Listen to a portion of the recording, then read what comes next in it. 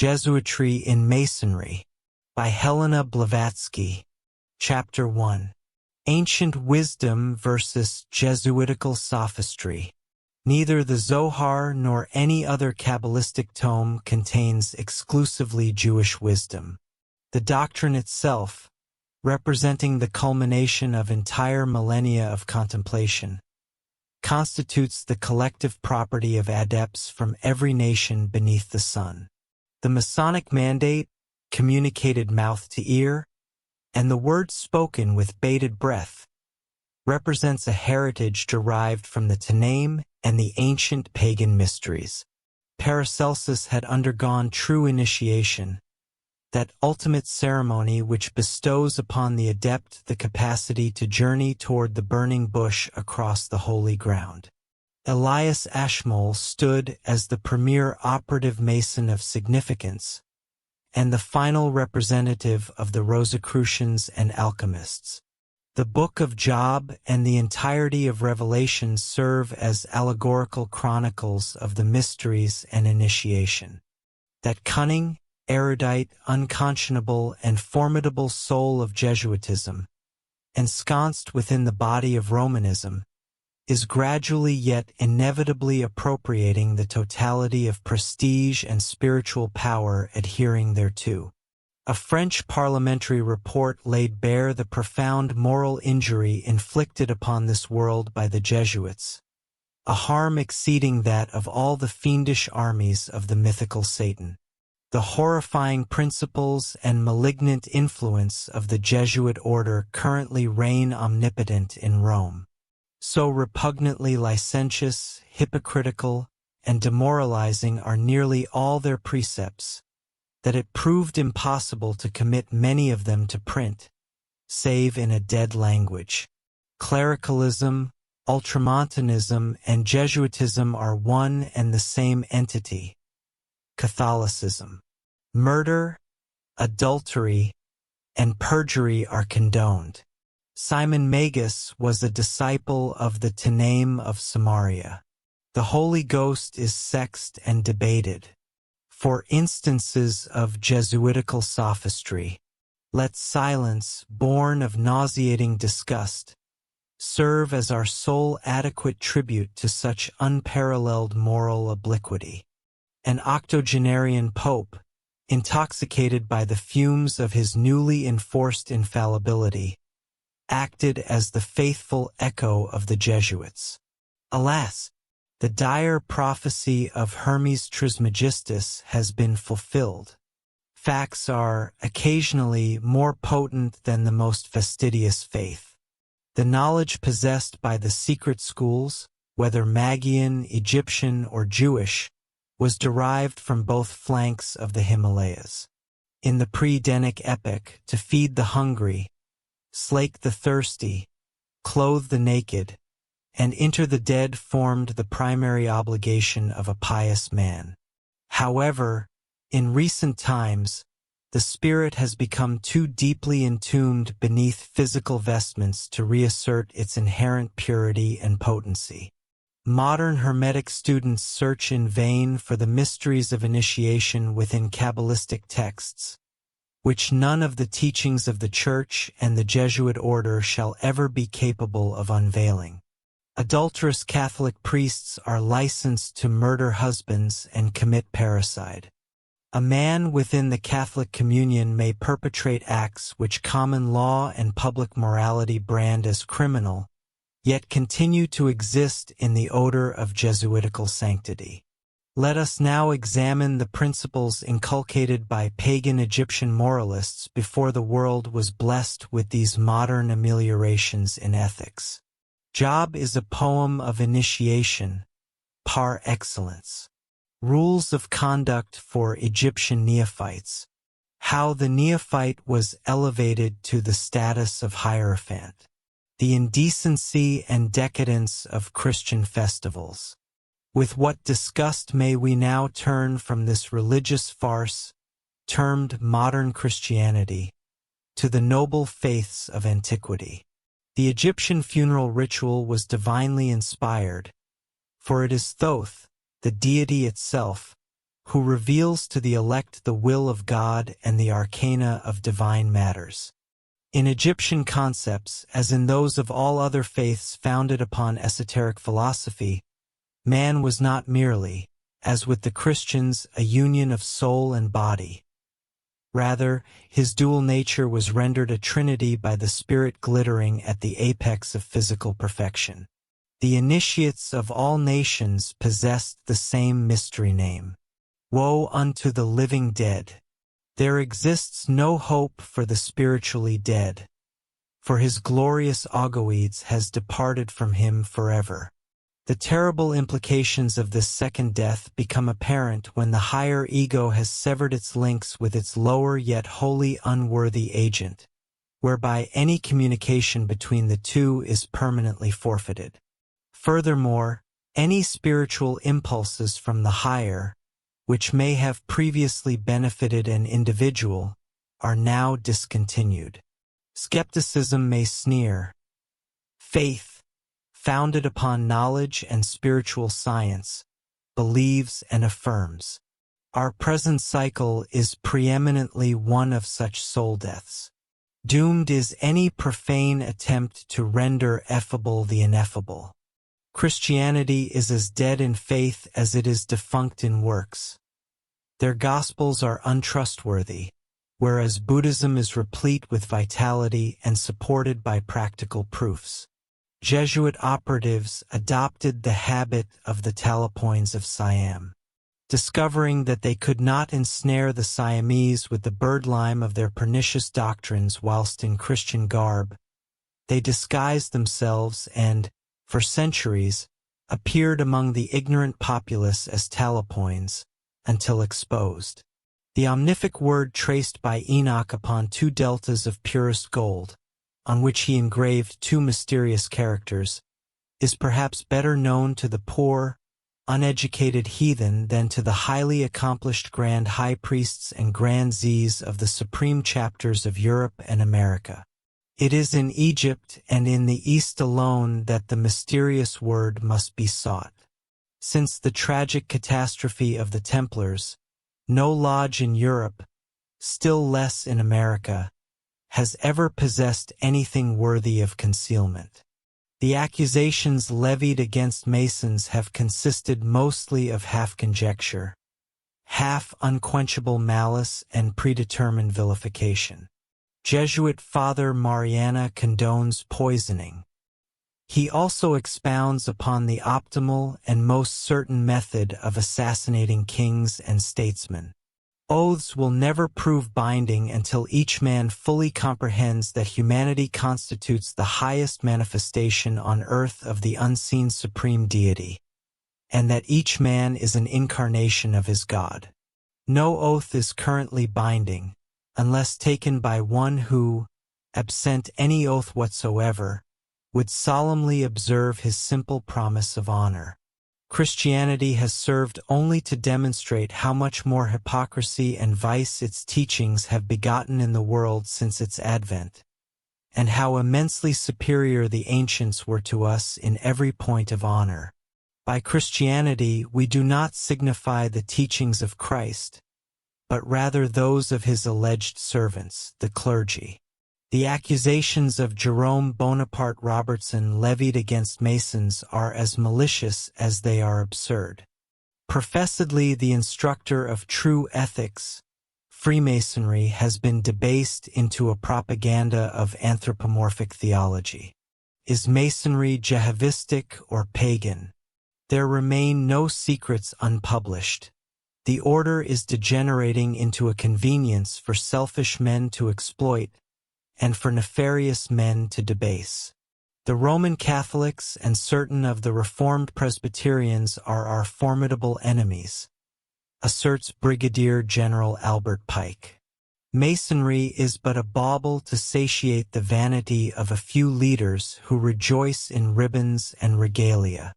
Its authority is as spurious as its antiquity. The impertinence of Jesuit Wenninger, pouring upon his devoted head a vial of wrath that appears to have been procured directly from the Vatican cellars. Masonry, rather than unfolding progressively alongside the intellectual advancement of scientific knowledge and general intelligence, has departed from the original aims of the fraternity and is apparently inclining towards a sectarian society. The Temple was the final European secret organization to possess certain mysteries of the East. It is through them that modern Masons derive all they know of import, and the similarity now discerned between the speculative rites of antiquity, the mysteries of the Essenes, Gnostics, Hindus, and the highest and oldest of the Masonic degrees substantially substantiates this fact. Notwithstanding, no one could ever lay hands upon the Rosicrucians.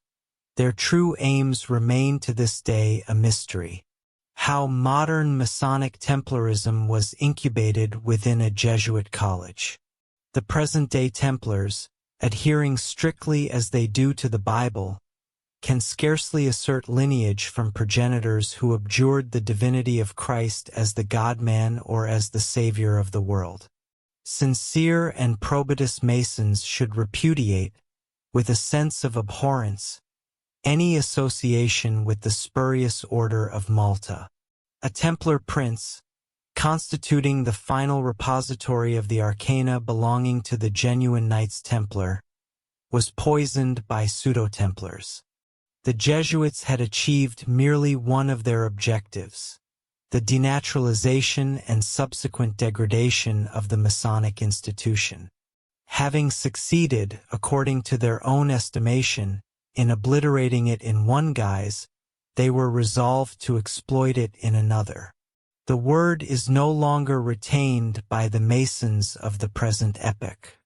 Jesus articulates repeatedly that all his actions are performed in his Father's name, rather than his own. Akin to Christianity, Freemasonry is a cadaver from which the spirit departed long ago. There now ensues a high Mason strictures regarding Masonry. Encumbered as the order has been by the detritus and drift of preposterous biblical legends, it is unsurprising that its utility has been impaired and its function as a civilizing agent impeded. The Temple at Jerusalem, which recent archaeologists have demonstrated to be a structure possessing nothing of the pretended antiquity of its erection, and erroneously named after a monarch whose appellation confirms his mystical character, Solomon, occupies a considerable portion of Masonic mystery. That illegitimate foundling of Freemasonry, the ancient and accepted Scottish rite, which remains unrecognized by the Blue Lodges, was primarily the cerebral enunciation of the Jesuit Chevalier Ramsay. Modern Templars are mere magpies adorned in peacock's plumes. The sectarian Christian spirit residing within Masonry must be suppressed. Notwithstanding its manifold faults, for speculative Masonry is merely human and consequently fallible. There exists no institution that has accomplished so much, and yet remains capable of such monumental undertakings in the future, regarding human, religious, and political amelioration. The Temple of Solomon is exclusively an allegory. The genuine temple may be reared without the resonance of the hammer, or any implement of iron being audible within the house during its construction. Throughout the nations of the Orient, wheresoever magic and the wisdom religion are studied, its practitioners and students are designated among their craft as builders, for they construct the temple of knowledge of secret science. Having familiarized himself with its arcane contents, which revealed to him the mysteries of creation, the initiate became a builder himself, for he was made cognizant of the geometrical figure upon which the universe was founded. The Egyptian hierophant was bestowed with a quadrangular headdress, analogous to that worn presently by the Armenian priests. The cable toe of the Masons constitutes the sacred triple cord of the Brahmin sannyasins. That we may not be accused of vacuous boasting, We shall now present the keys to several of the secret ciphers belonging to the most exclusive and significant of the so-called higher Masonic degrees. Various hitherto secret ciphers are herein exposed. Hieroglyph of the K-Akkad-A. Examples of Jesuit cryptography. Jehovah is not the sacred name whatsoever. It is merely a fancy and a perversion of the holy name. The priest passes behind the veil into the inner chamber of the sanctuary, the Holy of Holies. With trembling lips and downcast eyes, he invoked the dreaded name. The Book of Jasher is the genuine original from which the Bible was in part composed. Moreover, Jehovah is neither the deity worshipped by Moses, nor the father of Jesus, nor even the ineffable name of the Kabbalists. He is an androgyne secondary deity. Yet we are quite prepared to accord to the Lord God of Israel the same respect as we extend to Brahma, to Zeus, and to any other secondary deity. Israel signifies striving with God. Shiva, Jehovah, and Osiris serve as symbols of the active principle in nature.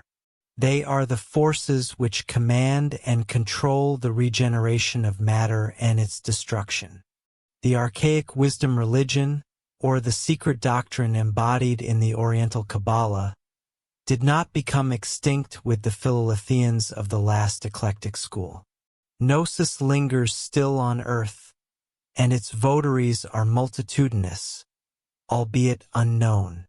We have known several brother adepts who, to their great merriment, witnessed the history of their lodges, the communities in which they resided, and the wondrous powers which they had exercised for many long years, derided and denied by unsuspecting skeptics.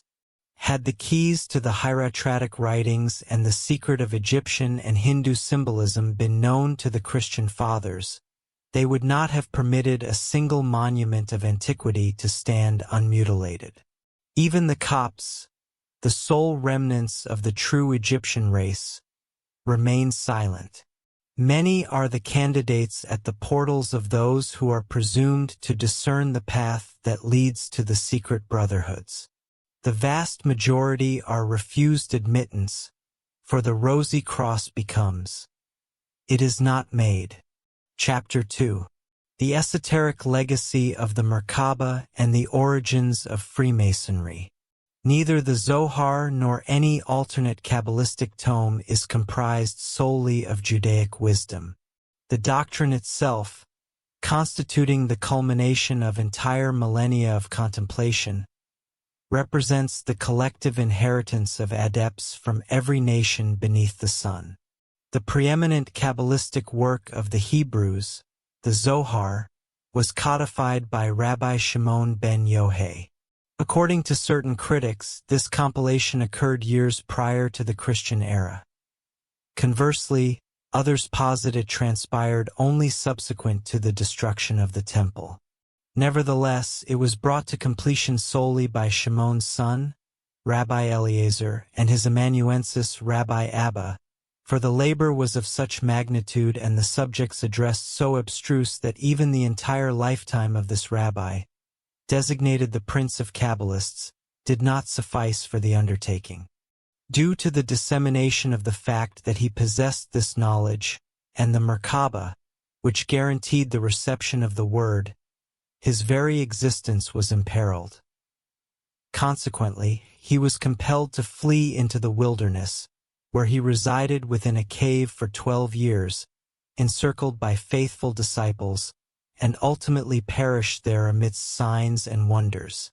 The Masonic injunction, mouth to ear, and the word uttered at low breath, constitutes a legacy derived from the Tannaim and the ancient pagan mysteries.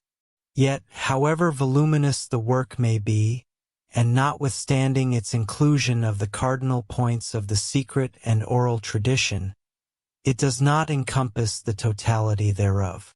It is widely acknowledged that this venerable Kabbalist never transmitted the most paramount tenets of his doctrine other than orally, and then only to a strictly limited circle of associates and disciples, including his sole son. Therefore, absent the final initiation into the Merkaba, the study of the Kabbalah shall remain forever incomplete. Furthermore, the Merkaba may be instructed only in darkness, in a desolate location, and following many and formidable trials. Since the demise of Shimon ben Yohei, this concealed doctrine has remained an inviolate secret to the external world. Transmitted solely as a mystery, it was communicated to the candidate orally, face to face and mouth to ear. Paracelsus had undergone true initiation, that final ceremony which confers upon the adept the power of traversing toward the burning bush across the holy ground. Elias Ashmole was the first operative Mason of significance, and the last of the Rosicrucians and alchemists. This Masonic injunction, mouth to ear, and the word uttered at low breath, is an inheritance from the Tannaim and the ancient pagan mysteries. Its modern usage is certainly attributable to the indiscretion of some renegade Kabbalist, although the word itself serves merely as a surrogate for the lost word and constitutes a comparatively modern invention, as we shall subsequently demonstrate. The genuine sentence has remained perpetually in the exclusive possession of the adepts of various nations within the Eastern and Western hemispheres. Only a limited number among the leaders of the Templars and certain Rosicrucians of the 17th century, maintaining close relations with Arabian alchemists and initiates, could truly claim its possession. From the 7th to the 15th centuries, there existed no one in Europe capable of claiming it, and although alchemists existed prior to the era of Paracelsus, he was the first to have undergone the true initiation, that final ceremony conferring upon the adept the power to travel toward the burning bush across the holy ground, and to incinerate the golden calf in the fire, grind it to dust, and scatter it upon the water. Indeed, this magic water and the lost word revived more than one of the pre-Mosaic Adonirams, Gedaliahs, and Hiram Abiphs. The authentic word, now supplanted by Macbenic and Ma, was utilized eras before its pseudo-magical effect was attempted upon the widows' sons of the last 2 centuries, who, in fact, was the first operative Mason of significance. Elias Ashmole, the last of the Rosicrucians and alchemists, admitted to the freedom of the operative Masons' Company in London in 1646. He passed away in 1692. At that juncture, Masonry was not what it subsequently became. It was neither a political nor a Christian institution, but a genuine secret organization, which admitted into the bonds of fellowship all men desirous of obtaining the priceless boon of liberty of conscience and evading clerical persecution. It was not until approximately 30 years following his death that what is now termed modern Freemasonry emerged into the light. It was established on the 24th day of June, 1717, at the Apple Tree Tavern, Charles Street, Covent Garden, London. And it was then, as recounted in Anderson's Constitutions, that the sole 4 lodges in the south of England elected Anthony Sayer as the first Grand Master of Masons. Notwithstanding its relative infancy, this Grand Lodge has ever claimed the acknowledgement of its supremacy by the entire body of the fraternity throughout the globe, as the Latin inscription on the plate deposited beneath the cornerstone of Freemasons' Hall, London, in 1775, would reveal to those able to view it. But of this more anon. In La Cabal by Frank, the author, following its esoteric ravings, as he terms them, provides us, in addition to the translations, his commentaries. Speaking of his predecessors, he asserts that Shimon ben Yohei repeatedly references that which the companions have taught in the more ancient works. Furthermore, the author cites one Eba, the elder, and Hamnuna, the elder. Yet what the two elders signify, or who they were in fact, he does not divulge, for he himself is bereft of that knowledge. Among the venerable sect of the Tanaim, the wise men, there were those who taught the secrets practically and initiated select disciples into the supreme and final mystery. However, the Mishnah Haggadah, second section, stipulates that the table of contents of the Merkabah must be delivered only to wise elders. The Gemara is even more dogmatic. The more profound secrets of the mysteries were not revealed even to the totality of the priesthood. Solely to the initiates was this disclosure made. Thus, we observe the same rigorous secrecy prevalent in every ancient religion. Yet, as we perceive, neither the Zohar nor any other Kabbalistic tome contains merely Jewish wisdom. The doctrine itself, being the result of entire millennia of thought, constitutes, therefore, the joint property of the adepts of every nation under the sun. Nevertheless, the Zohar imparts practical occultism more than any other treatise on the subject. Not, however, as it is translated and commented upon by its various critics, but rather through the secret signs inscribed upon its margins. These signs encompass the hidden instructions, distinct from the metaphysical interpretations and apparent absurdities so readily accepted by Josephus, who was never initiated and disseminated the dead letter precisely as he had received it. Chapter 3. Allegories of Initiation and the Malignant Ascendancy of the Jesuit Order.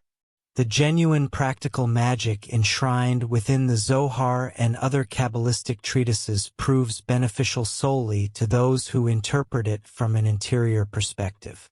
The Christian apostles, at least those reputed to have generated miracles at volition, were necessarily required to possess familiarity with this science. It ill behooves a Christian to regard with horror or derision magic gems, amulets, and other talismans warded against the evil eye. These serve as charms to exercise a mysterious influence, whether upon the possessor or the individual whom the magician desires to dominate. There remain extant a considerable number of such charmed amulets within both public and private collections of antiquities. Illustrations of convex gems, bearing mysterious legends the significance of which baffles all scientific inquiry, are provided by numerous collectors. Charles William King exhibits several such examples in his Gnostics and Their Remains, wherein he describes a white carnelian, covered on both sides with interminable legends. The interpretation of these would inevitably prove a failure in every instance, perhaps, save that of a Hermetic student or an adept.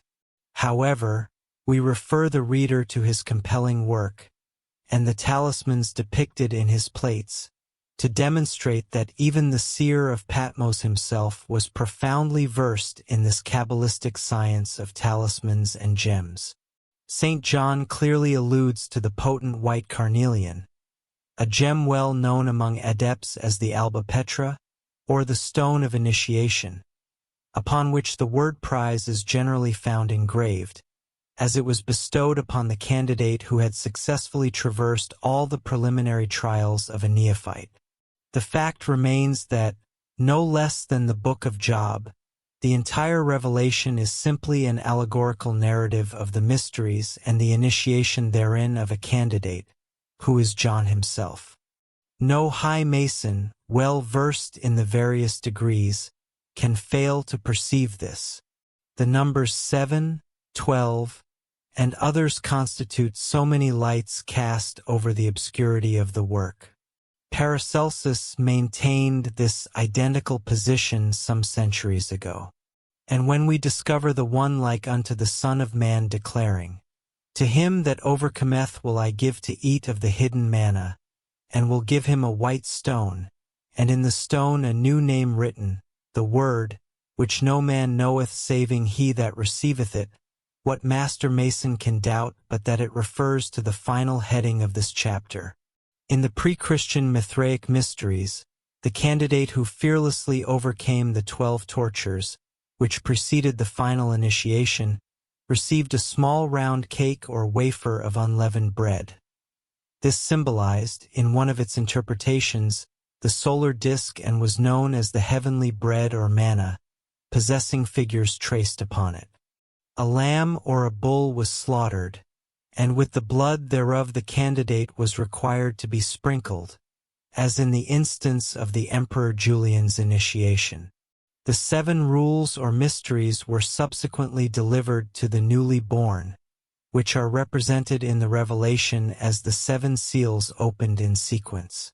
There can be no doubt that the seer of Patmos referred to this ceremony. The origin of the Roman Catholic amulets and relics blessed by the Pope is identical to that of the Ephesian spell, or magical characters engraved either upon a stone or inscribed on a piece of parchment. The Jewish amulets containing verses from the law and called phylacteria, and the Mohammedan charms bearing verses of the Quran. All these were utilized as protective magic spells and were worn by believers upon their persons. Epiphanius, the worthy ex-Marcosian, who speaks of these charms when employed by the Manichaeans as amulets, that is to say, items worn around the neck and incantations and such like trickery, cannot well cast a slur upon the trickery of the pagans and Gnostics without implicating the Roman Catholic and Popish amulets. That crafty, learned, conscienceless, and terrible soul of Jesuitism, residing within the body of Romanism, is slowly but surely possessing itself of the entire prestige and spiritual power that clings thereto. Yet consistency is a virtue which we fear is losing, under Jesuit influence, the slight hold it may ever have possessed upon the Church. That crafty, learned, conscienceless, and terrible soul of Jesuitism, situated within the body of Romanism, is slowly but surely appropriating the whole prestige and spiritual power adhering to it. For the superior exemplification of our theme, it becomes necessary to contrast the moral principles of the ancient Tanaim and Theurgists with those professed by the modern Jesuits. The latter practically control Romanism today and constitute the concealed enemy that would-be reformers must encounter and overcome. Throughout the entirety of antiquity, where, in what land, might we discover anything resembling this order, or anything even approaching it? We assign a place to the Jesuits in this chapter regarding secret societies, for more than any other do they constitute a secret body. Furthermore, they possess a far closer connection with actual Masonry, within France and Germany at least, than the populace is generally aware. The cry of an outraged public morality was raised against this order from its very inception. Scarcely 15 years had elapsed after the bull approving its constitution was promulgated, when its members began to be expelled from one locale to another. Portugal and the Low Countries divested themselves of the order in 1578, France in 1594, Venice in 1606, and Naples in 1622. From St. Petersburg they were expelled in 1816, and from the whole of Russia in 1820.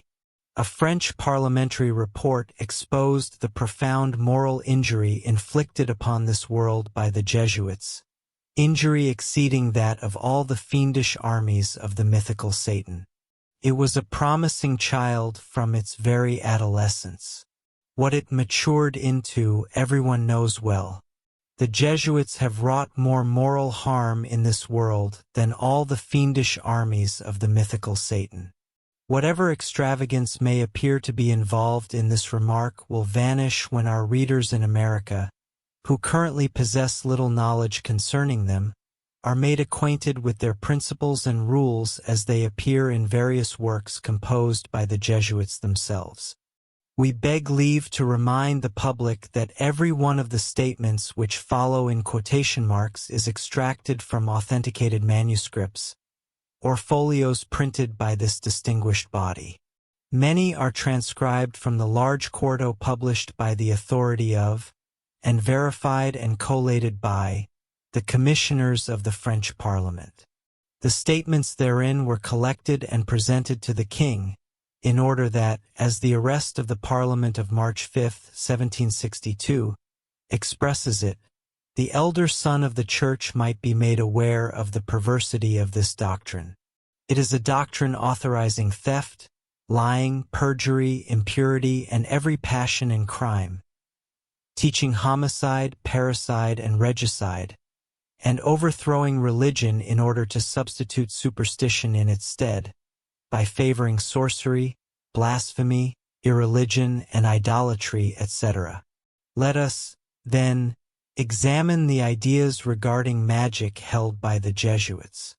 Writing on this subject in his Secret Instructions, Antonio Escobar states, "It is lawful to make use of the science acquired through the assistance of the devil, provided the preservation and use of that knowledge do not depend upon the devil.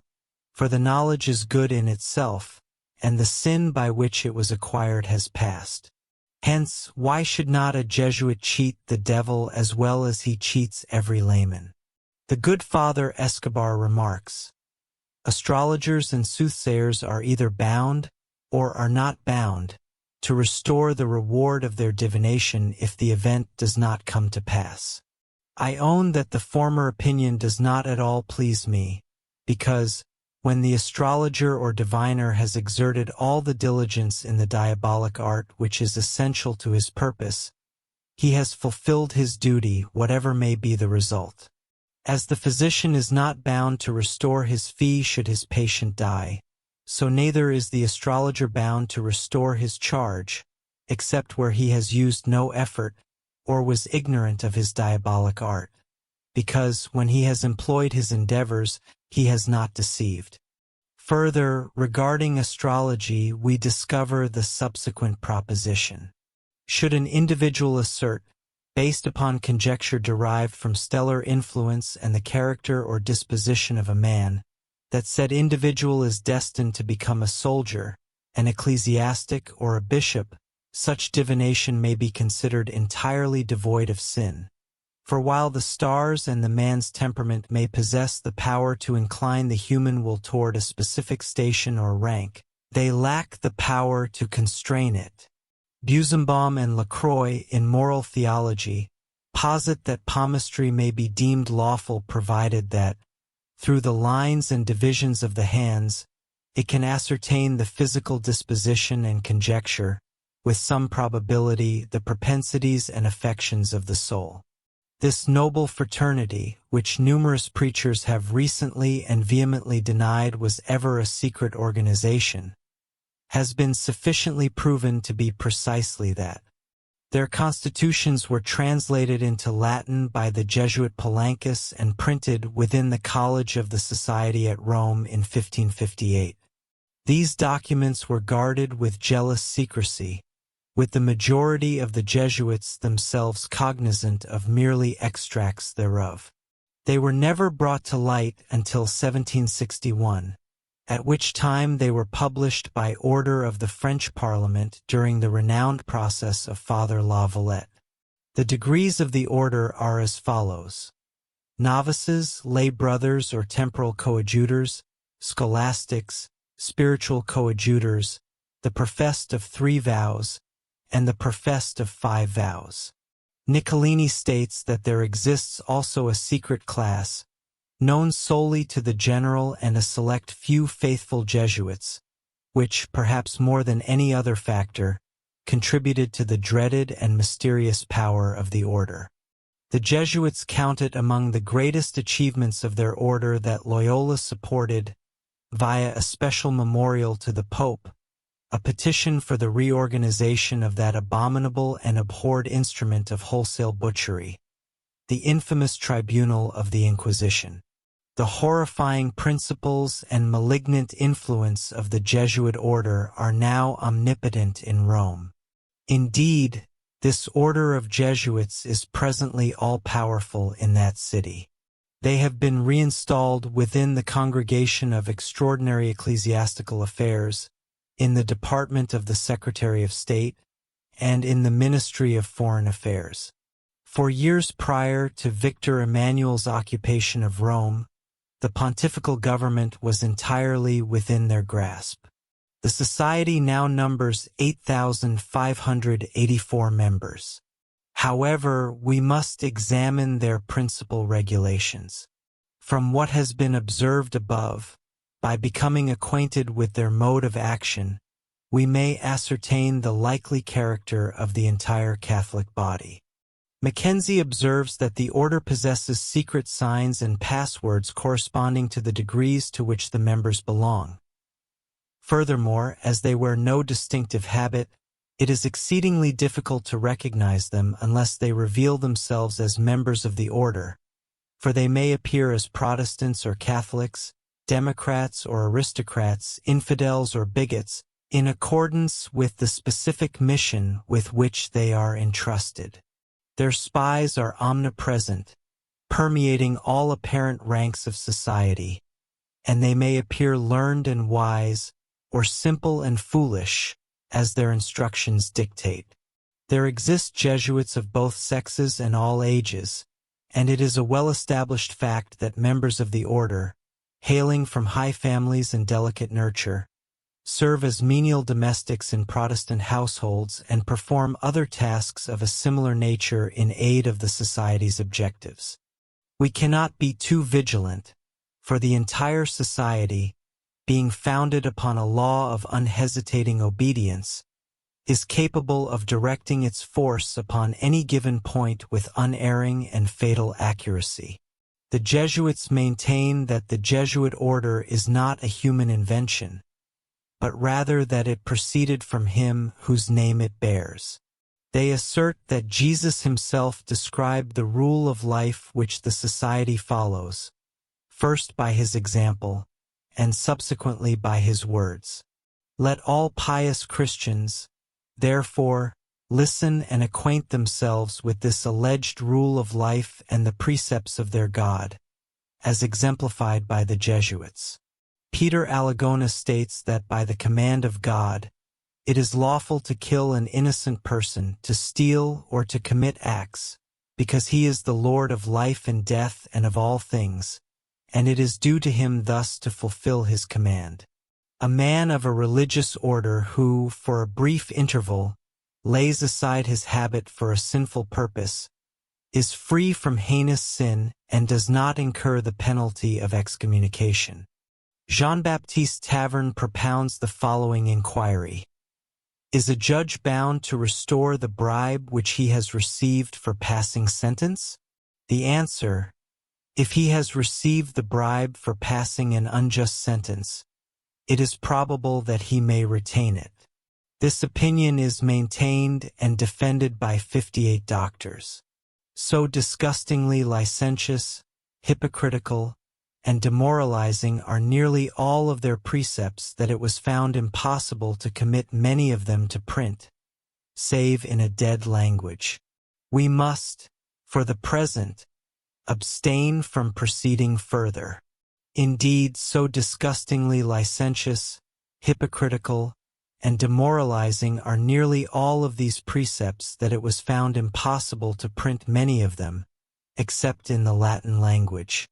We shall return to some of the more decent examples as we proceed, for the sake of comparison.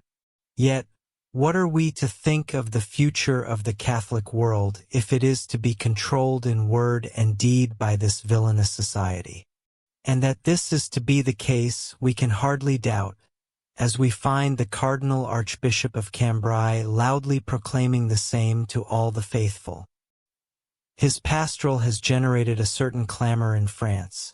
Yet, as 2 centuries have rolled away since the exposé of these infamous principles, the Jesuits have had ample time to lie so successfully in denying these just charges that most Catholics will never credit such assertions. The infallible Pope, Clement XIV, suppressed them on the 23rd of July, 1773. Yet they were resurrected, and another equally infallible pope, Pius VII, re-established them on the 7th of August, 1814. Clericalism, Ultramontanism, and Jesuitism are one and the same thing, Catholicism. But let us hear what the Monsignor of Cambrai is swift to proclaim in 1876. We quote from a secular publication. Among other items, he maintains that clericalism, ultramontanism, and Jesuitism are one and the same entity, that is to say, Catholicism, and that the distinctions between them have been created by the enemies of religion. There was a time, he states, when a certain theological opinion was commonly professed in France concerning the authority of the Pope. It was restricted to our nation and was of recent origin. During a century and a half, the civil power imposed this official instruction. Those who professed these opinions were termed Gallicans, and those who protested were styled Ultramontanes, because they possessed their doctrinal center beyond the Alps, at Rome. Today, the distinction between the two schools is no longer admissible. Theological Gallicanism can no longer exist, since this opinion has ceased to be tolerated by the Church. It has been solemnly condemned, past all return, by the Ecumenical Council of the Vatican. One cannot now be Catholic without being Ultramontane and Jesuit. This settles the question. We shall leave inferences for the present and proceed to compare some of the practices and precepts of the Jesuits with those of individual mystics and organized castes and societies of ancient times. Thus, the fair-minded reader may be placed in a position to judge between them regarding the tendency of their doctrines to benefit or degrade humanity. Chapter 4. Simon Magus, Thaumaturgy, and the debate over the gender of the Holy Spirit. Rabbi Joshua ben Hananiah, whose demise occurred circa 72 Anno Domini, publicly asserted that he had effected miraculous feats through the agency of the Book of Sefer Yetzirah, and thereupon defied every skeptic.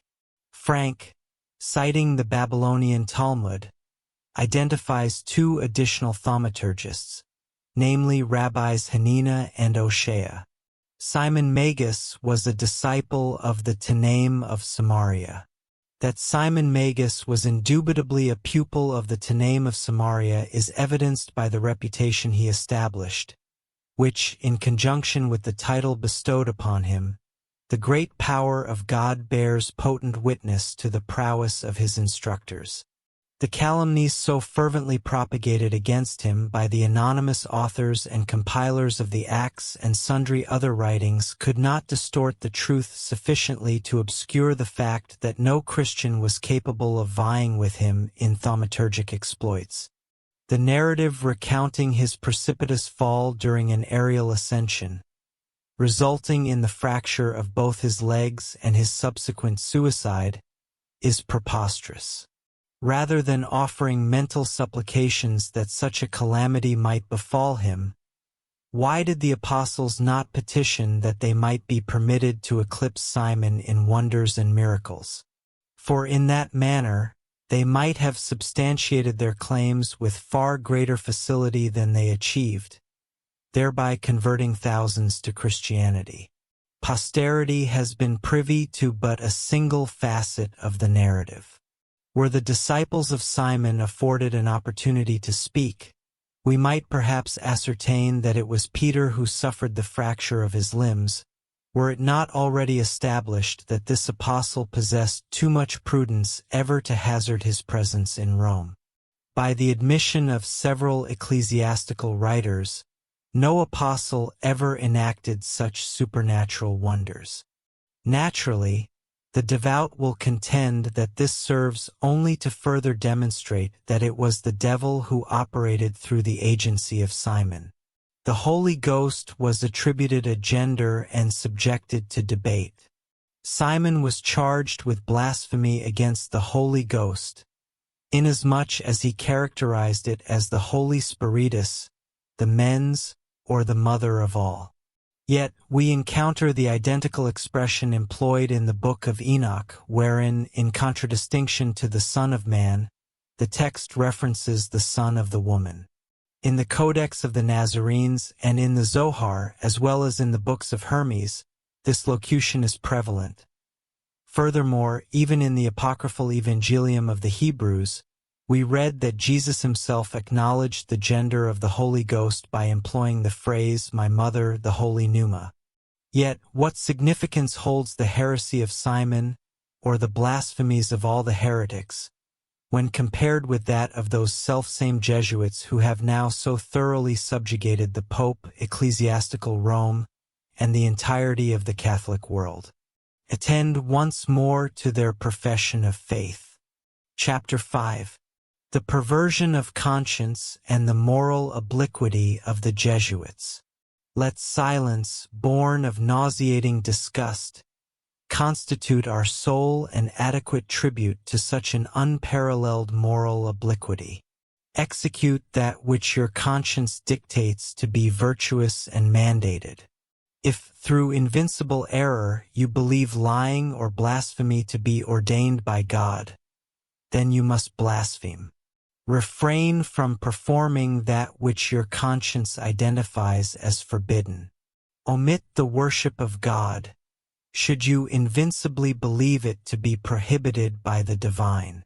There exists an implied law. One must obey an invincibly erroneous dictate of conscience.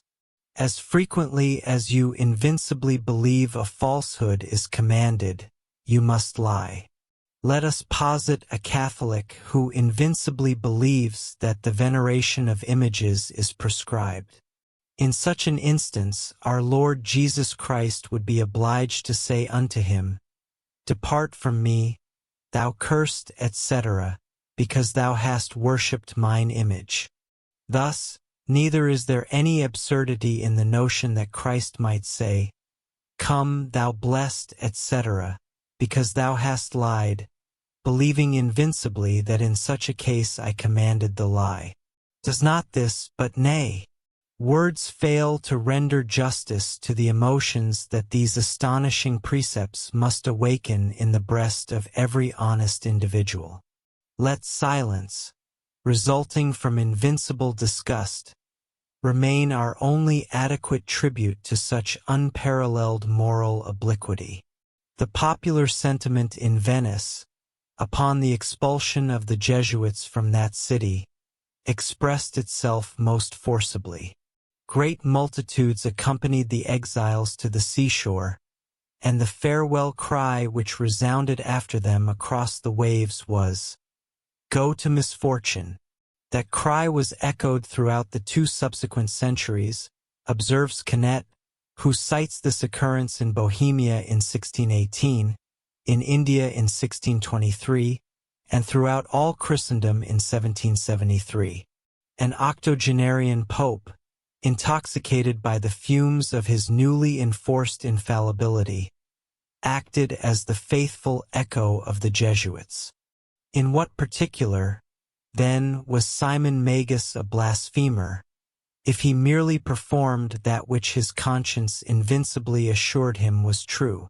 And in what particular were the heretics, or even infidels of the vilest sort, ever more reprehensible than the Jesuits, those of Caen, for instance, who assert the following: "It is evidently credible, but not evidently true."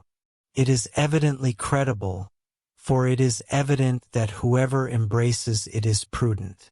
It is not evidently true, for it either teaches obscurely, or the things which it teaches are obscure. And they who affirm that the Christian religion is evidently true are obliged to confess that it is evidently false. Infer from hence that it is not evident that there is now any true religion in the world. That it is not evident that, of all religions existing upon the earth, the Christian religion is the most true. For have you traversed all countries of the world, or do you know that others have done so? That it is not evident that the predictions of the prophets were delivered by the inspiration of God. For what refutation will you bring against me if I deny that they were true prophecies, or assert that they were merely conjectures? That it is not evident that the miracles were real which are recorded to have been wrought by Christ, although no one can prudently deny them. Neither is an avowed belief in Jesus Christ, in the Trinity, in all the articles of faith, and in the Decalogue necessary for Christians. The only explicit belief which was necessary to the former, the Jews, and is necessary to the latter, the Christians, is 1 of God, and 2 of a rewarding God. Hence, it is also more than evident that there are moments in the life of the greatest liar when he may utter some truths. This is so perfectly exemplified in the present case by the good fathers, that we can discern more clearly than ever whence proceeded the solemn condemnations at the Ecumenical Council of 1870 regarding certain heresies, and the enforcement of other articles of faith in which none believed less than those who inspired the Pope to issue them. History has yet, perhaps, to learn that the octogenarian Pope, intoxicated with the fumes of his newly enforced infallibility, was but the faithful echo of the Jesuits. States Michelet. An old man is raised trembling upon the pavois of the Vatican. Everything becomes absorbed and confined in him. For 15 centuries, Christendom had submitted to the spiritual yoke of the Church. But that yoke was not sufficient for them. They desired the whole world to bend under the hand of one master. Here my own words are too feeble. I shall borrow those of others. They, the Jesuits, sought to make the wife of Jesus Christ a prostitute to the will of a man. Chapter 6. The fulfillment of Hermetic prophecy and the triune nature of man. They have succeeded. The Church constitutes henceforth an inert implement, and the Pope a feeble instrument within the hands of this order. But for what duration? Until the conclusion arrives. Sincere Christians may well recall the prophetic lamentations of the thrice great Trismegistus regarding his own land. Alas, alas, my son! A day shall arrive when the sacred hieroglyphics will become mere idols. The world will mistake the emblems of science for divinities, and accuse grand Egypt of having worshipped monsters of hell. Yet those who shall calumniate us thus will themselves worship death rather than life, folly in place of wisdom. They will denounce love and fecundity, fill their temples with the bones of dead men as relics, and waste their youth in solitude and tears. Their virgins will be widows before becoming wives, and consume themselves in grief, because men will have despised and profaned the sacred mysteries of Isis. Facts prove, at times, more potent than the most fervent faith. How accurate this prophecy has proven, we discover in the following Jesuit precept, which we again extract from the report of the commissioners to the Parliament of Paris. Father Gabriel Vasquez, treating of idolatry, states, "The more true opinion is, that all inanimate and irrational things may be legitimately worshipped. If the doctrine which we have established be rightly understood, not only may a painted image and every holy thing set forth by public authority for the worship of God be properly adored with God as the image of himself, but also any other thing of this world, whether it be inanimate and irrational, or in its nature rational and devoid of danger. Why may we not adore and worship with God, apart from danger, anything whatsoever of this world?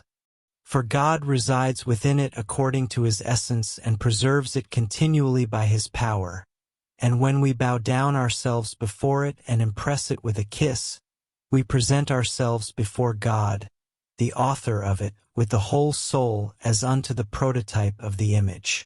To these instances regarding relics and the like we may add a fourth.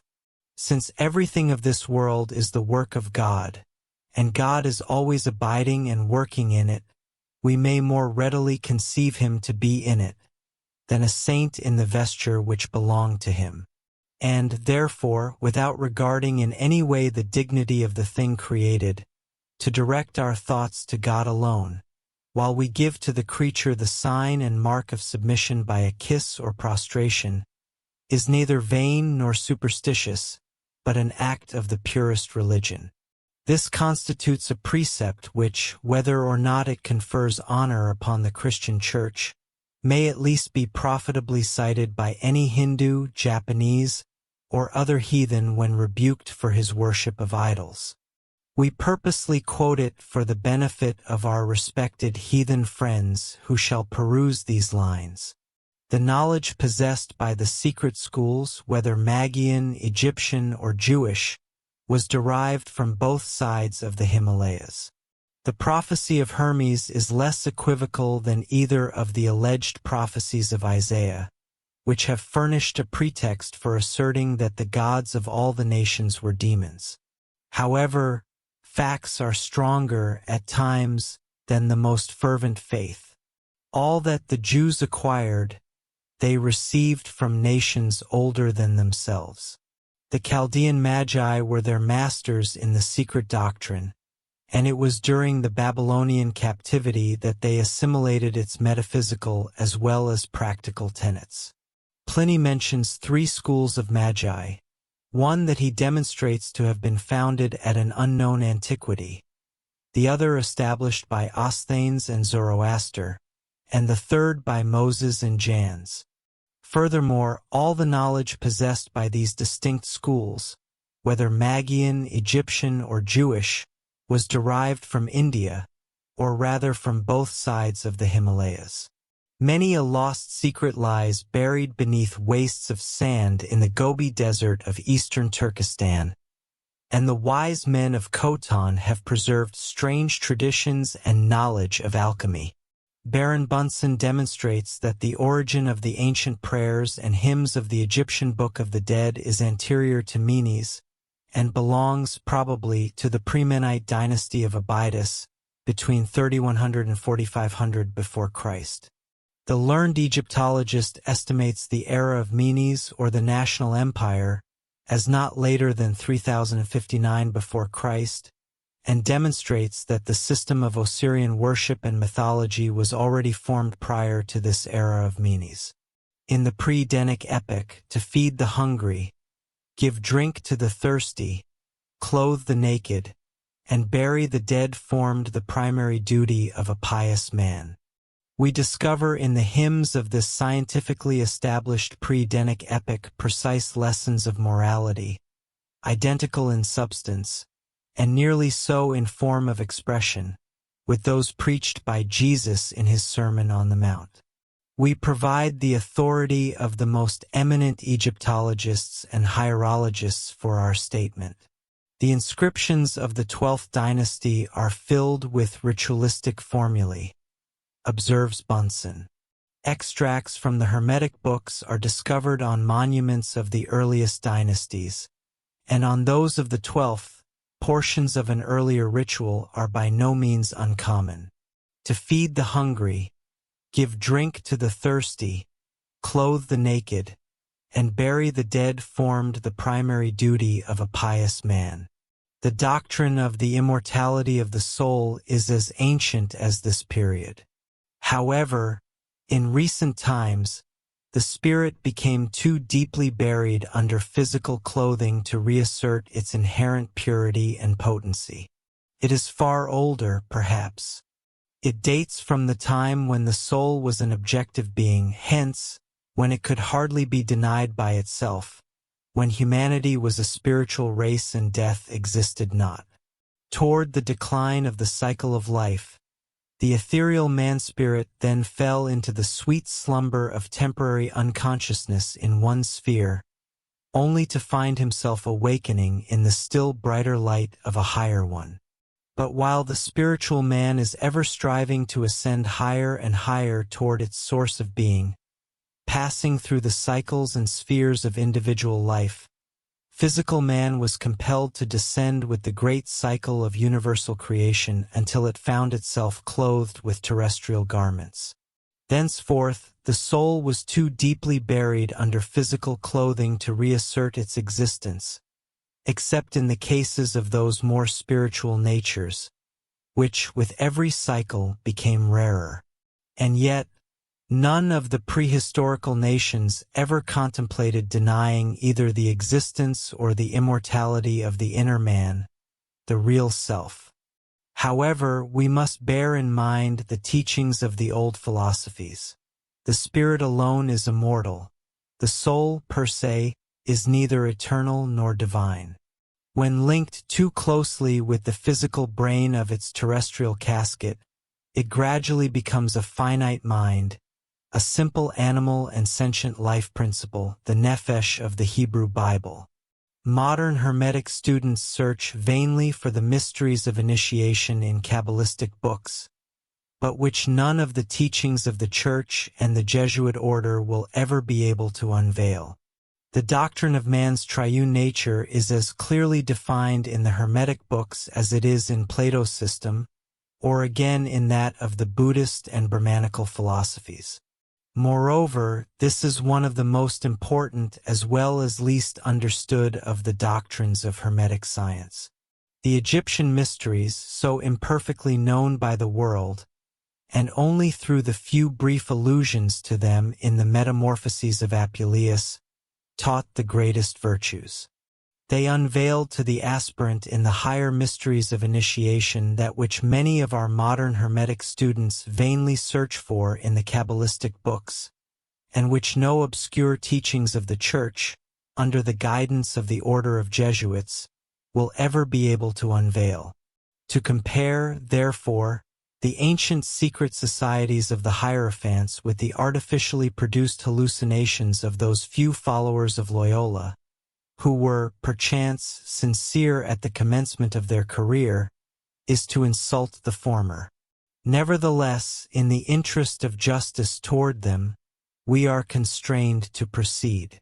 Chapter 7. The contrast between pagan purity and Jesuitical justifications for homicide. Among the Egyptians, as with the Greeks, one of the most insurmountable impediments to initiation was culpability in any degree of homicide. Conversely, one of the paramount credentials for admission into the Order of Jesuits is a murder committed in the defense of Jesuitism. As Stephen Fagendes posits, offspring may slay their parents should the latter compel them to renounce the Catholic faith. Christian and Catholic sons are permitted to indict their fathers for the crime of heresy if they desire to divert them from the faith, notwithstanding their knowledge that their parents will be consumed by fire and executed for it, as Talat teaches. Furthermore, not only may they deny them sustenance, but they may also justly deprive them of life. It is a matter of common knowledge that the Emperor Nero never dared to solicit initiation into the mysteries on account of the murder of Agrippina. Under Section 14 of the Principles of the Jesuits, regarding homicide, we encounter the following Christian precepts inculcated by Father Henry Enriquez. If an adulterer, even should he be an ecclesiastic, upon being assailed by the husband, kills his aggressor, he is not considered irregular. If a father were deleterious to the state and to society at large, and there were no other means of averting such an injury, then I should approve the opinion of the aforesaid authors, states Section 15 concerning parricide and homicide, that it shall be lawful for an ecclesiastic or a member of a religious order to slay a calumniator who threatens to disseminate atrocious accusations against himself or his religion, is the rule set forth by the Jesuit Francis Amicus. An individual within the Catholic communion may perform acts which common law and public morality stamp as criminal, and yet continue in the odor of Jesuitical sanctity. Thus far it is well. we are apprised by the highest authorities that a man in the Catholic communion may execute what common law and public morality stamp as criminal, and still continue in the odor of Jesuitical sanctity. Let us now suppose that we turn the medal once more to discern what principles were inculcated by pagan Egyptian moralists before the world was blessed with these modern refinements in ethics. Chapter 8. Egyptian funerary rituals and the poem of initiation in the Book of Job. In Egypt, every metropolis of consequence was severed from its necropolis by a hallowed lake. The identical ritual of adjudication, which the Book of the Dead delineates as occurring within the realm of spirit, was enacted upon the earth during the interment of the mummy. 42 arbiters or assessors convened upon the literal to evaluate the departed soul according to its corporeal conduct. It was solely upon the unanimous sanction of this post-mortem tribunal that the ferryman, symbolizing the spirit of death, was permitted to transport the vindicated decedent's remains to their final repose. Subsequently, the priesthood withdrew into the sacred precincts to instruct the neophytes regarding the presumptive solemn drama then unfolding within that invisible dominion whither the soul had departed.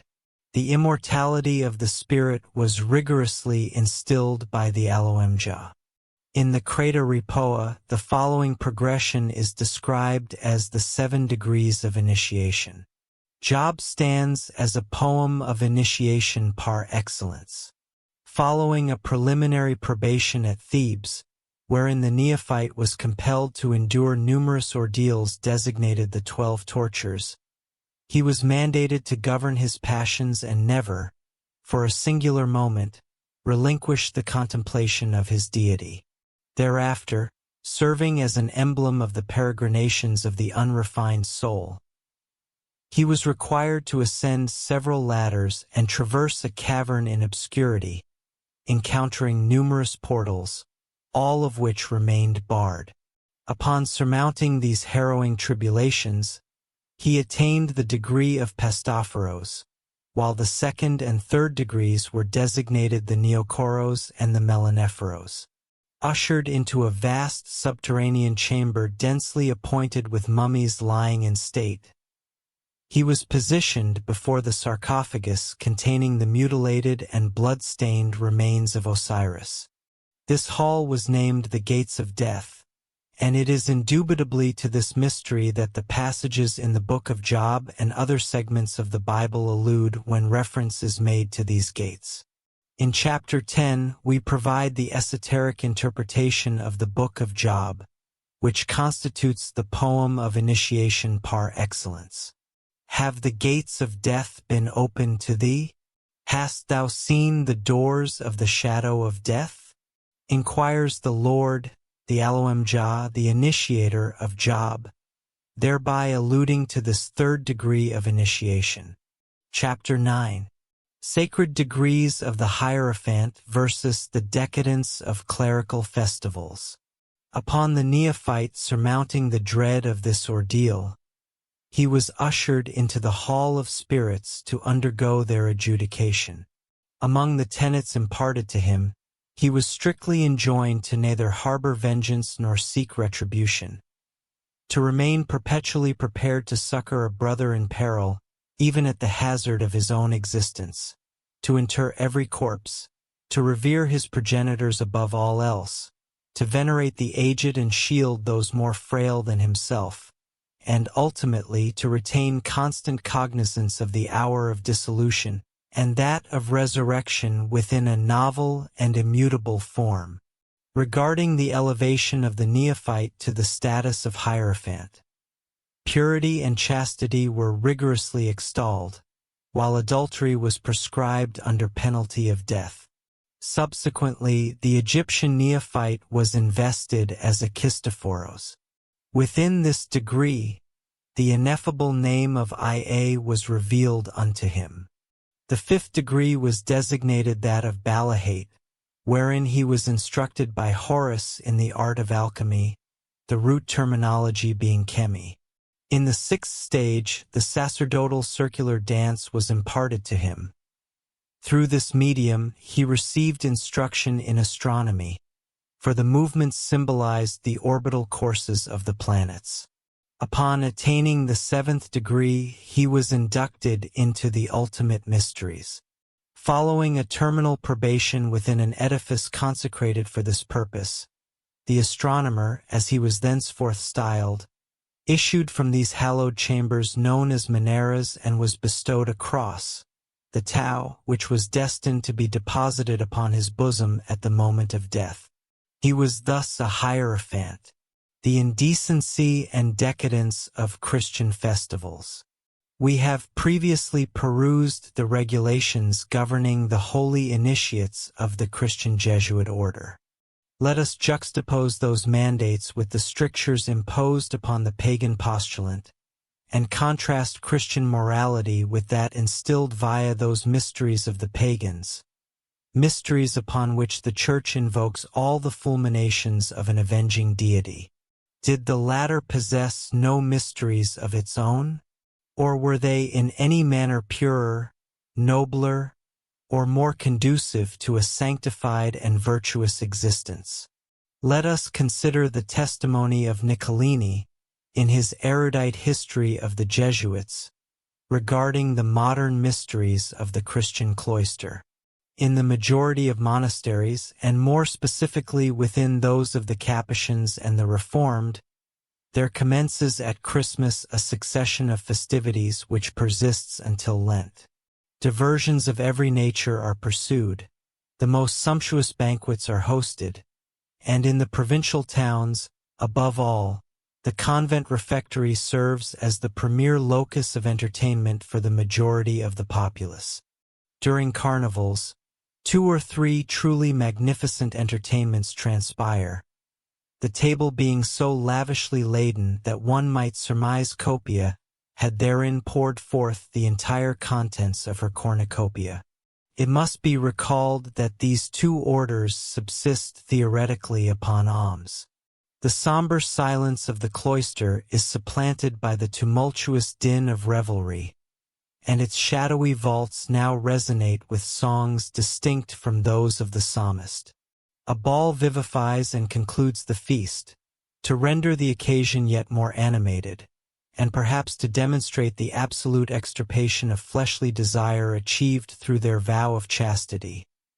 Certain young monks appear coquettishly attired in the vestments of the fair sex and commence the dance in the company of others who have transformed themselves into gallant cavaliers.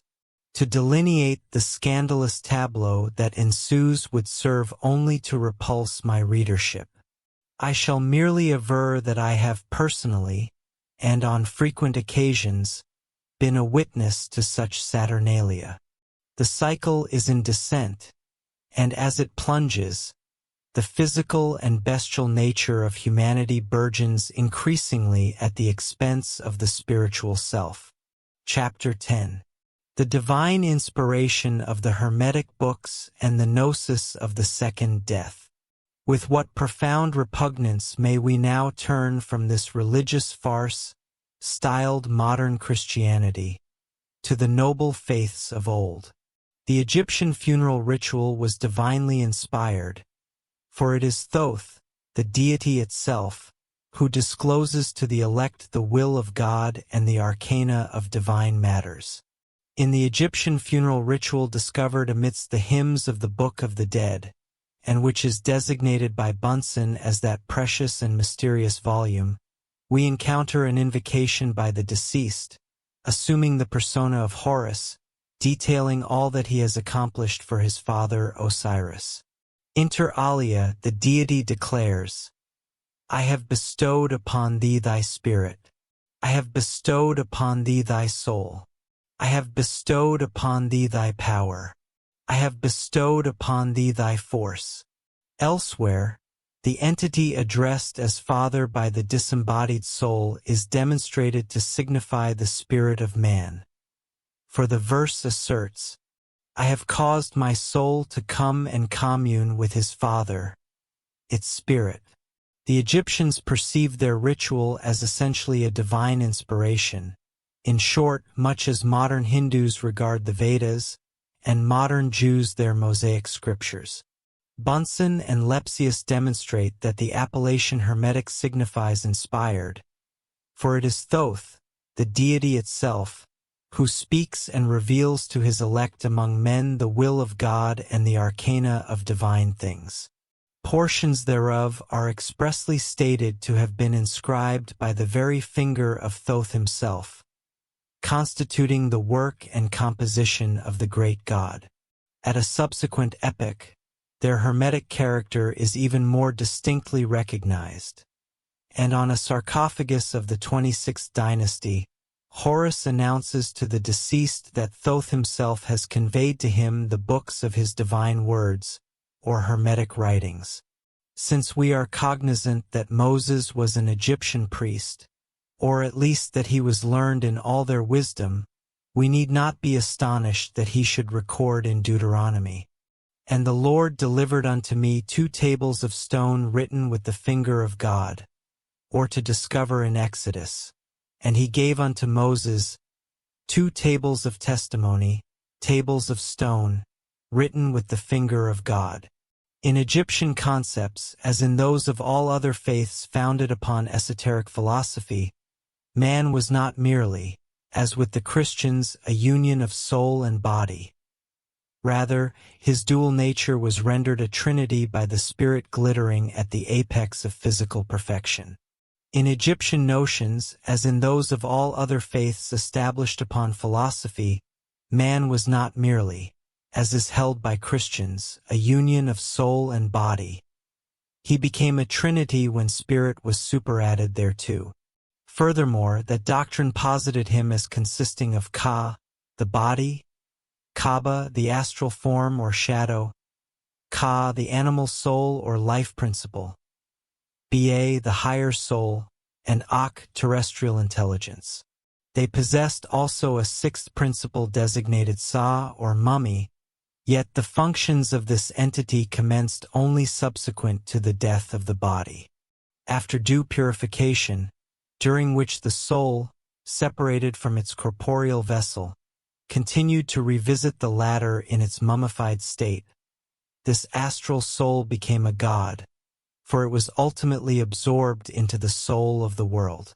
It became transformed into one of the creative deities, the god Ta, the demiurgos, a generic appellation for the creators of the world, rendered in the Bible as the Elohim. In the ritual, the good or purified soul, in conjunction with its higher or uncreated spirit, is to a greater or lesser degree the victim of the dark influence of the dragon Apophis. If it has attained the final knowledge of the heavenly and infernal mysteries, the gnosis and complete reunion with the spirit, it shall triumph over its enemies. If not, the soul cannot escape its second death. The initiates of all nations possessed the same mystery name.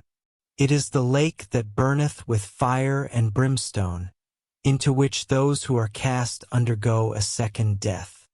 This death constitutes the gradual dissolution of the astral form into its primal elements, a process alluded to repeatedly in the course of this work. Yet, this awful fate may be evaded through knowledge of the mysterious name, the word, assert the Kabbalists. Chapter 11. The annihilation of the soul and the spiritual deadness of modernity. There exists no hope for the spiritually defunct, inasmuch as his glorious Ogoids have abandoned him for eternity. The dire ramifications of this second death become manifest when the higher ego has severed its connections with its inferior and wholly undeserving agent, whereby all communion between the two is irrevocably forfeited. Furthermore, any spiritual impulses from the higher, which may have previously profited an individual, are henceforth terminated. What, then, was the retribution annexed to the negligence thereof? When a man conducts a naturally chaste and virtuous existence, there is none whatsoever, save for a delay in the realm of spirits, until he perceives himself sufficiently purified to receive it from his spiritual Lord, one of the mighty host. However, should the contrary occur, the soul, acting as a semi-animal principle, becomes paralyzed and grows oblivious to its subjective counterpart, the Lord. Subsequently, in proportion to the sensuous development of the brain and nerves, it eventually loses sight of its divine mission upon the earth. Akin to the Vertilac or vampire of the Serbian legend, the brain feeds, lives, and augments in strength and potency at the expense of its spiritual progenitor. Thereupon, the already semi-conscious soul, now thoroughly intoxicated by the fumes of mundane existence, becomes senseless and beyond all hope of redemption. It is rendered powerless to discern the splendor of its higher spirit, or to heed the cautionary voice of its guardian angel and its God. It aspires solely to the development and fuller comprehension of natural, terrestrial life, and thus can discover nothing but the mysteries of physical nature. Its grief and fear, hope and joy, are all inextricably amalgamated with its terrestrial existence. It disregards all that cannot be demonstrated by either its organs of action or sensation.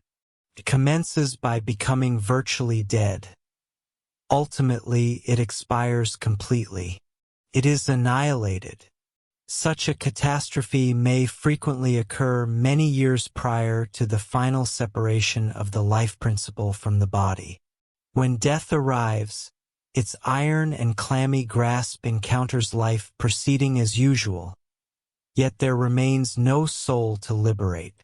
The entire essence of the latter has already been absorbed by the vital system of the physical man. Grim death releases nothing but a spiritual corpse, or at best, an idiot, incapable of soaring higher or awakening from its lethargy. It is rapidly dissolved into the elements of the terrestrial atmosphere. Skepticism may sneer, yet faith, grounded in knowledge and spiritual science, believes and affirms. Our present cycle is preeminently distinguished by such soul deaths. Seers and righteous men, who had attained the highest science of the inner man and the knowledge of truth, have, like Marcus Antoninus, received instructions from the gods in sleep and otherwise. Aided by the purer spirits, those that dwell in regions of eternal bliss, they have observed the process and repeatedly admonished mankind. Skepticism may sneer, yet faith, grounded in knowledge and spiritual science, believes and affirms. Our present cycle is preeminently distinguished by such soul deaths. We brush against soulless men and women at every step in life. Neither can we marvel, in the present state of affairs, at the colossal failure of Hegel's and Schelling's final efforts toward the metaphysical construction of a system. When facts, palpable and tangible facts of phenomenal spiritualism, occur daily and hourly, yet are repudiated by the majority of civilized nations, there exists little probability for the acceptance of purely abstract metaphysics by the ever-expanding multitude of materialists. Chapter 12. The potency of the Mirific word and the vitality of Eastern faiths. In the tome designated by Champollion as the Manifestation to the Light, there exists a chapter concerning the ritual that abounds with arcane dialogues, featuring invocations directed toward various powers by the Spirit. Amidst these exchanges, one particular dialogue stands as exceptionally illustrative of the latent potentiality of the word. The setting is established within the Hall of the Two Truths. The door, the Hall of Truth, and indeed the diverse components of the gate itself, address the soul that submits itself for admission. Each entity interdicts entry unless the aspirant reveals their mystery or recites their mystic appellations. What scholar of the secret doctrines could fail to perceive, within these names, an identity of signification and intent congruent with those encountered in the Vedas, the subsequent writings of the Brahmins, and the Kabbalah? Magicians, Kabbalists, mystics, Neoplatonists, and theurgists of Alexandria, who so eclipsed the Christians in their accomplishments within the secret science, alongside ancient Brahmins or Samoneans, and contemporary Brahmins, Buddhists, and Lamaists, have all maintained that a specific potency adheres to these various designations, all pertaining to one ineffable word. We have demonstrated through personal experience how profoundly the conviction remains entrenched to this day within the popular consciousness throughout Russia, that the word effects miracles and constitutes the foundation of every magical feat. Kabbalists mysteriously associate faith with this concept. Thus did the apostles also, grounding their assertions upon the utterances of Jesus, who is represented as declaring, "If ye have faith as a grain of mustard seed, nothing shall be impossible unto you." Furthermore, Paul, reiterating the language of Moses, proclaims that the word is nigh thee, even in thy mouth and in thy heart, that is to say, the word of faith. Yet who, save for the initiates, may boast of comprehending its plenary significance? Christianity is as moribund in faith as it is defunct in works, and its gospels are unreliable. Conversely, Buddhism is replete with vitality and sustained by practical demonstrations. In our contemporary era, the situation mirrors that of ancient times.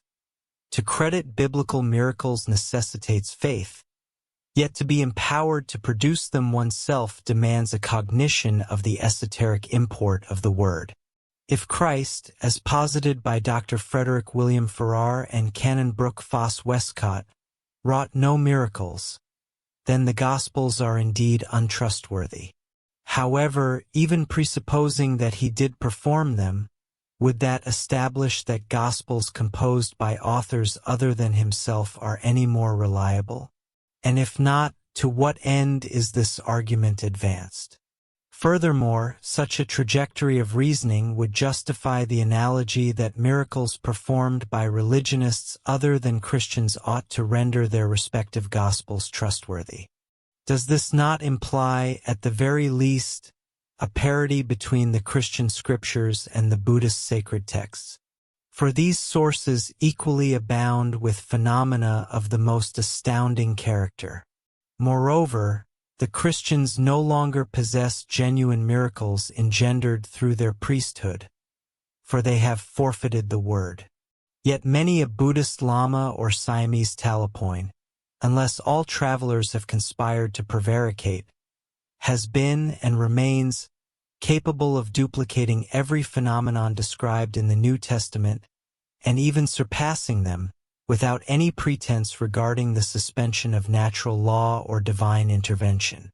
Indeed, Christianity demonstrates that it is as moribund in faith as it is defunct in works, whereas Buddhism is replete with vitality and supported by empirical proofs. Jesuit operatives assumed the habit of the Talapoins of Siam. Ascertaining that they could not ensnare the Siamese with the birdlime of their pernicious doctrines whilst in Christian garb, they disguised themselves and, for centuries, appeared among the unlearned populace as Talapoins, until they were eventually exposed. The most compelling argument in favor of the genuineness of Buddhist miracles resides in the fact that Catholic missionaries, rather than denying them or dismissing them as mere jugglery, as certain Protestant missionaries are wont to do, have frequently found themselves in such straits as to be compelled to adopt the desperate alternative of attributing the entirety to the machinations of the devil. So diminished do the Jesuits perceive themselves in the presence of these genuine servants of God, that with unparalleled cunning, they resolve to act in the instance of the Talapoins and Buddhists as Muhammad is reputed to have acted regarding the mountain. Observing that it would not advance toward him, the prophet advanced himself toward the mountain. discovering that they could not entrap the Siamese with the birdlime of their pernicious doctrines whilst in Christian garb, they disguised themselves, and for centuries appeared among the impoverished, uneducated populace as Talapoins, until exposed. They have even voted upon and adopted a resolution forthwith, which now possesses all the force of an ancient article of faith. Thus declare the Jesuits of Caen, Naaman the Syrian did not dissemble his faith when he bowed the knee with the king in the house of Rimmon.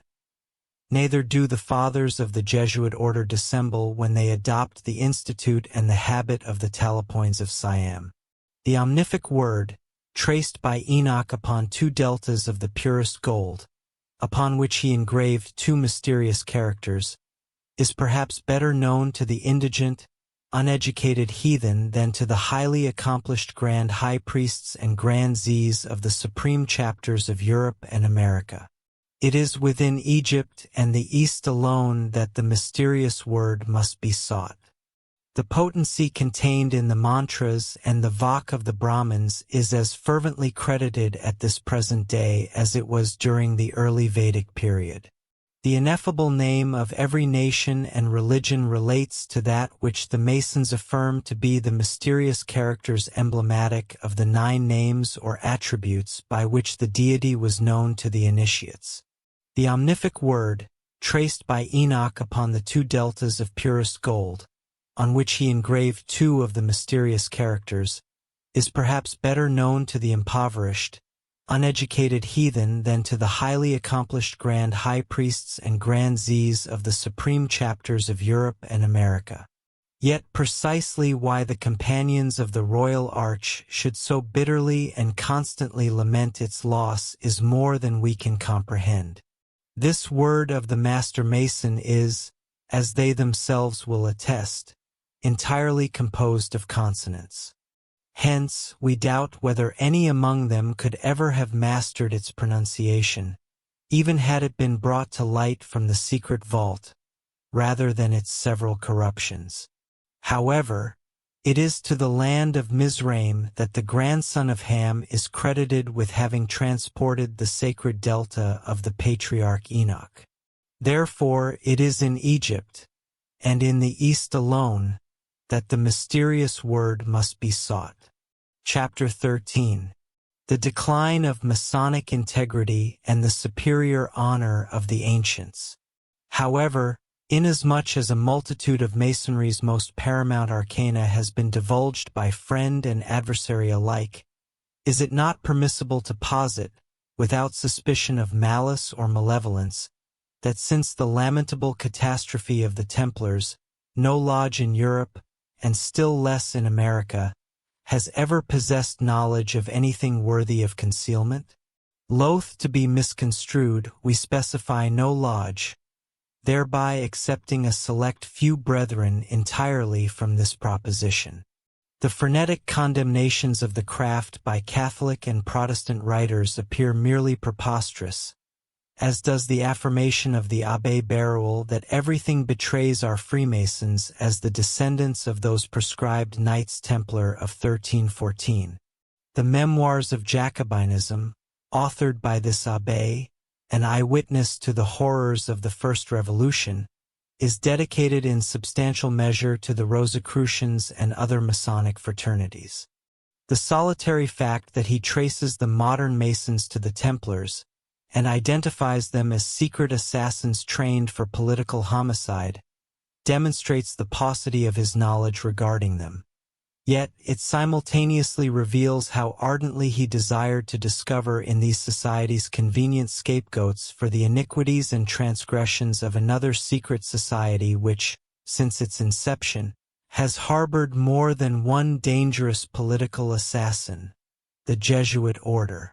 The indictments leveled against Masons have largely constituted mere conjecture, mingled with unquenchable malice and predetermined vilification. Jesuit Father Mariana sanctions poisoning. He further expatiates upon the optimal and most certain methods for the assassination of monarchs and statesmen. The accusations against Masons have been mostly half guesswork, half unquenchable malice and predetermined vilification. Nothing conclusive and certain of a criminal character has been directly substantiated against them. Even their abduction of Morgan remains a matter of speculation. The incident was utilized at that juncture as a political expedient by mercenary politicians. When an unidentifiable cadaver was discovered in the Niagara River, one of the chieftains of this unscrupulous class, upon being informed that the identity was exceedingly questionable, unguardedly exposed the entire conspiracy by declaring, "Well, no matter, he's a good enough Morgan until after the election."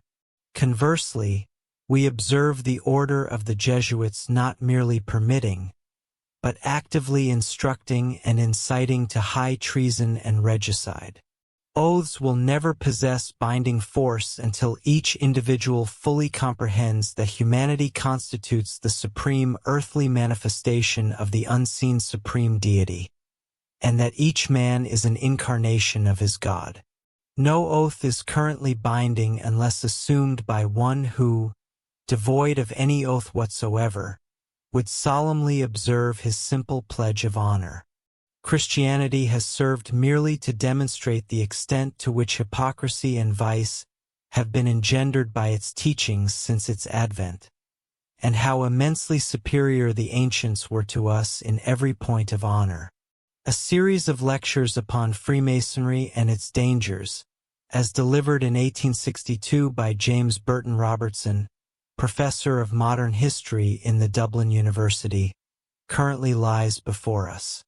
Within them, the lecturer quotes profusely as his authorities the aforementioned Abbé Berulle and Robison, a notorious apostate Mason of 1798.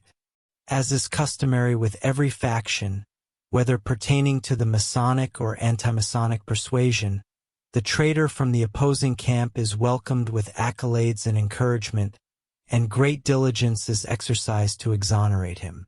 However convenient for certain political reasons the celebrated committee of the Anti-Masonic Convention of 1830 may have found it to adopt this most Jesuitical proposition of Pufendorf, that oaths oblige not when they are absurd and impertinent, and that other which teaches that an oath obliges not if God does not accept it. Nevertheless, no truly honest man would countenance such sophistry. We sincerely maintain that the superior portion of humanity will ever bear in mind the existence of a moral code of honor far more binding than any oath, whether sworn upon the Bible, the Quran, or the Veda. The Essenes never swore upon anything whatsoever, yet their affirmations and negations were as valid as, and far superior to, an oath.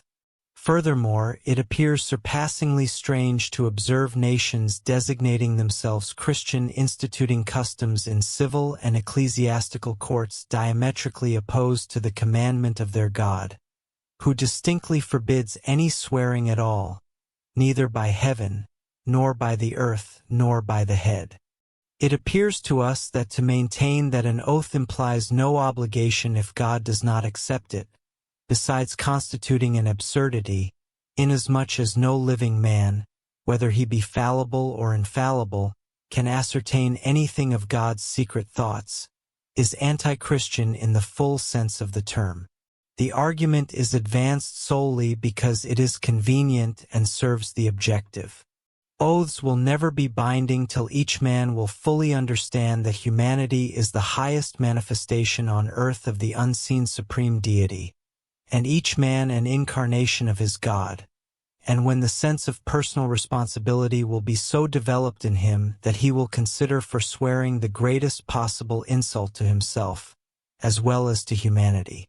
No oath is now binding, unless taken by one who, without any oath at all, would solemnly keep his simple promise of honor. Therefore, to adduce as authorities such men as Berulle or Robison is simply to obtain public confidence under false pretenses. It is not the spirit of Masonic malice whose heart coins slanders like a mint, but rather that of the Catholic clergy and their champions.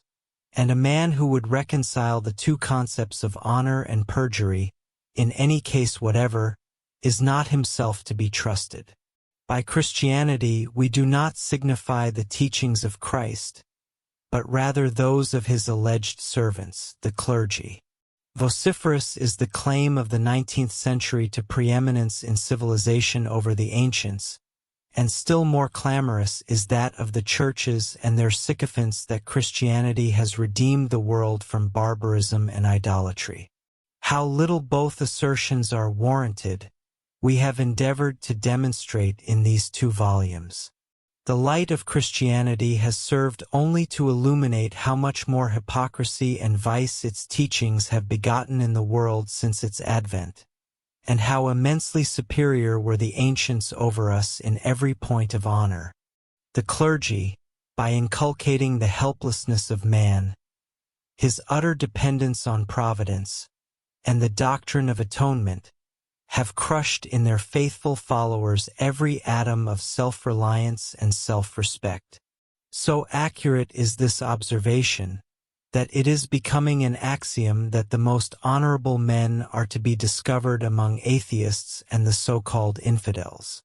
We learn from Hipparchus that in the days of heathenism, the shame and disgrace that justly attended the violation of one's oath threw the wretched transgressor into a fit of madness and despair, such that he severed his own throat and perished by his own hand. And his memory was so abhorred following his demise that his body lay upon the shore of the island of Samos, accorded no other burial than the sands of the sea. Yet, in our own century, we encounter 96 delegates to the United States Anti-Masonic Convention, every one doubtless a member of some Protestant church, and claiming the respect due to men of honor and gentlemen, offering the most Jesuitical arguments against the validity of a Masonic oath. The committee, pretending to cite the authority of the most distinguished guides in the philosophy of morals, and claiming the most ample support of the inspired writers who flourished before Freemasonry existed, resolved that, inasmuch as an oath was a transaction between man on the one part and the Almighty Judge on the other, and the Masons were all infidels and unfit for civil trust, therefore their oaths must be considered illegal and not binding. The accusations of Jerome Bonaparte Robertson levied against Masons are as malicious as they are absurd. However, let us return to these lectures of Robertson and his charges against Masonry. The most significant indictment leveled against the latter is the assertion that Freemasons repudiate the concept of a personal deity, and furthermore, that they profess to possess a secret capable of rendering mankind more virtuous and contented than has been achieved by Christ, his apostles, or his church. Were this second allegation even partially founded in truth, it might yet offer the consoling prospect that they had indeed discovered such an arcanum by severing all ties with the mythical Christ of the ecclesiastical establishment and the official Jehovah.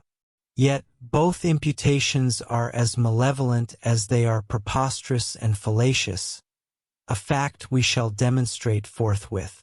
While ostensibly the preceptor of genuine ethics, Freemasonry has been degraded into a mere vehicle for the propagation of anthropomorphic theology.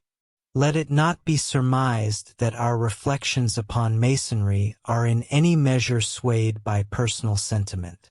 Far from such being the case, we unhesitatingly declare our profoundest esteem for the order's primordial objectives, noting that several of our most cherished associates are numbered among its initiates. We utter no word against Masonry in its ideal state. Rather, we denounce that which it is commencing to become, owing to the machinations of the intriguing clergy, both Catholic and Protestant. Whilst avowedly the most absolute of democracies, it serves practically as the uppunnage of aristocracy, affluence, and personal ambition. Ostensibly the instructor of authentic ethics, it is debased into a mechanism for the dissemination of anthropomorphic theology. The semi-nude apprentice, presented before the master during the initiation of the first degree, is instructed that at the portal of the lodge, all social distinctions are relinquished, and that the most destitute brother stands as the peer of any other, be he a reigning sovereign or an imperial prince. In practice, however, the craft adopts a sycophantic posture in every monarchical nation toward any regal scion who may condescend, solely for the purpose of wielding the order as a political instrument, to don the once symbolic lambskin. The extent to which the Masonic fraternity has deteriorated in this regard may be gauged by the words of one of its most eminent authorities.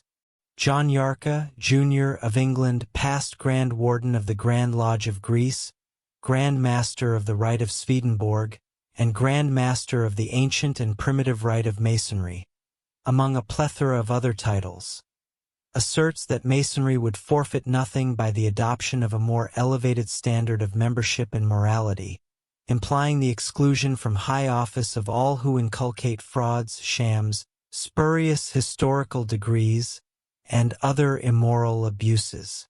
Furthermore, on page 157, it is observed, as the Masonic fraternity is currently governed, the craft is rapidly evolving into a paradise for the bon vivant, for the charitable hypocrite who, oblivious to the version of St. Paul, adorns his breast with the jewel of charity, for the manufacturer of paltry Masonic tinsel, for the unscrupulous merchant who swindles in hundreds and even thousands by appealing to the tender consciences of those few who still respect their obligations, and for the Masonic emperors and other charlatans who derive power or pecuniary gain from the aristocratic pretensions they have appended to our institution to ensnare the masses.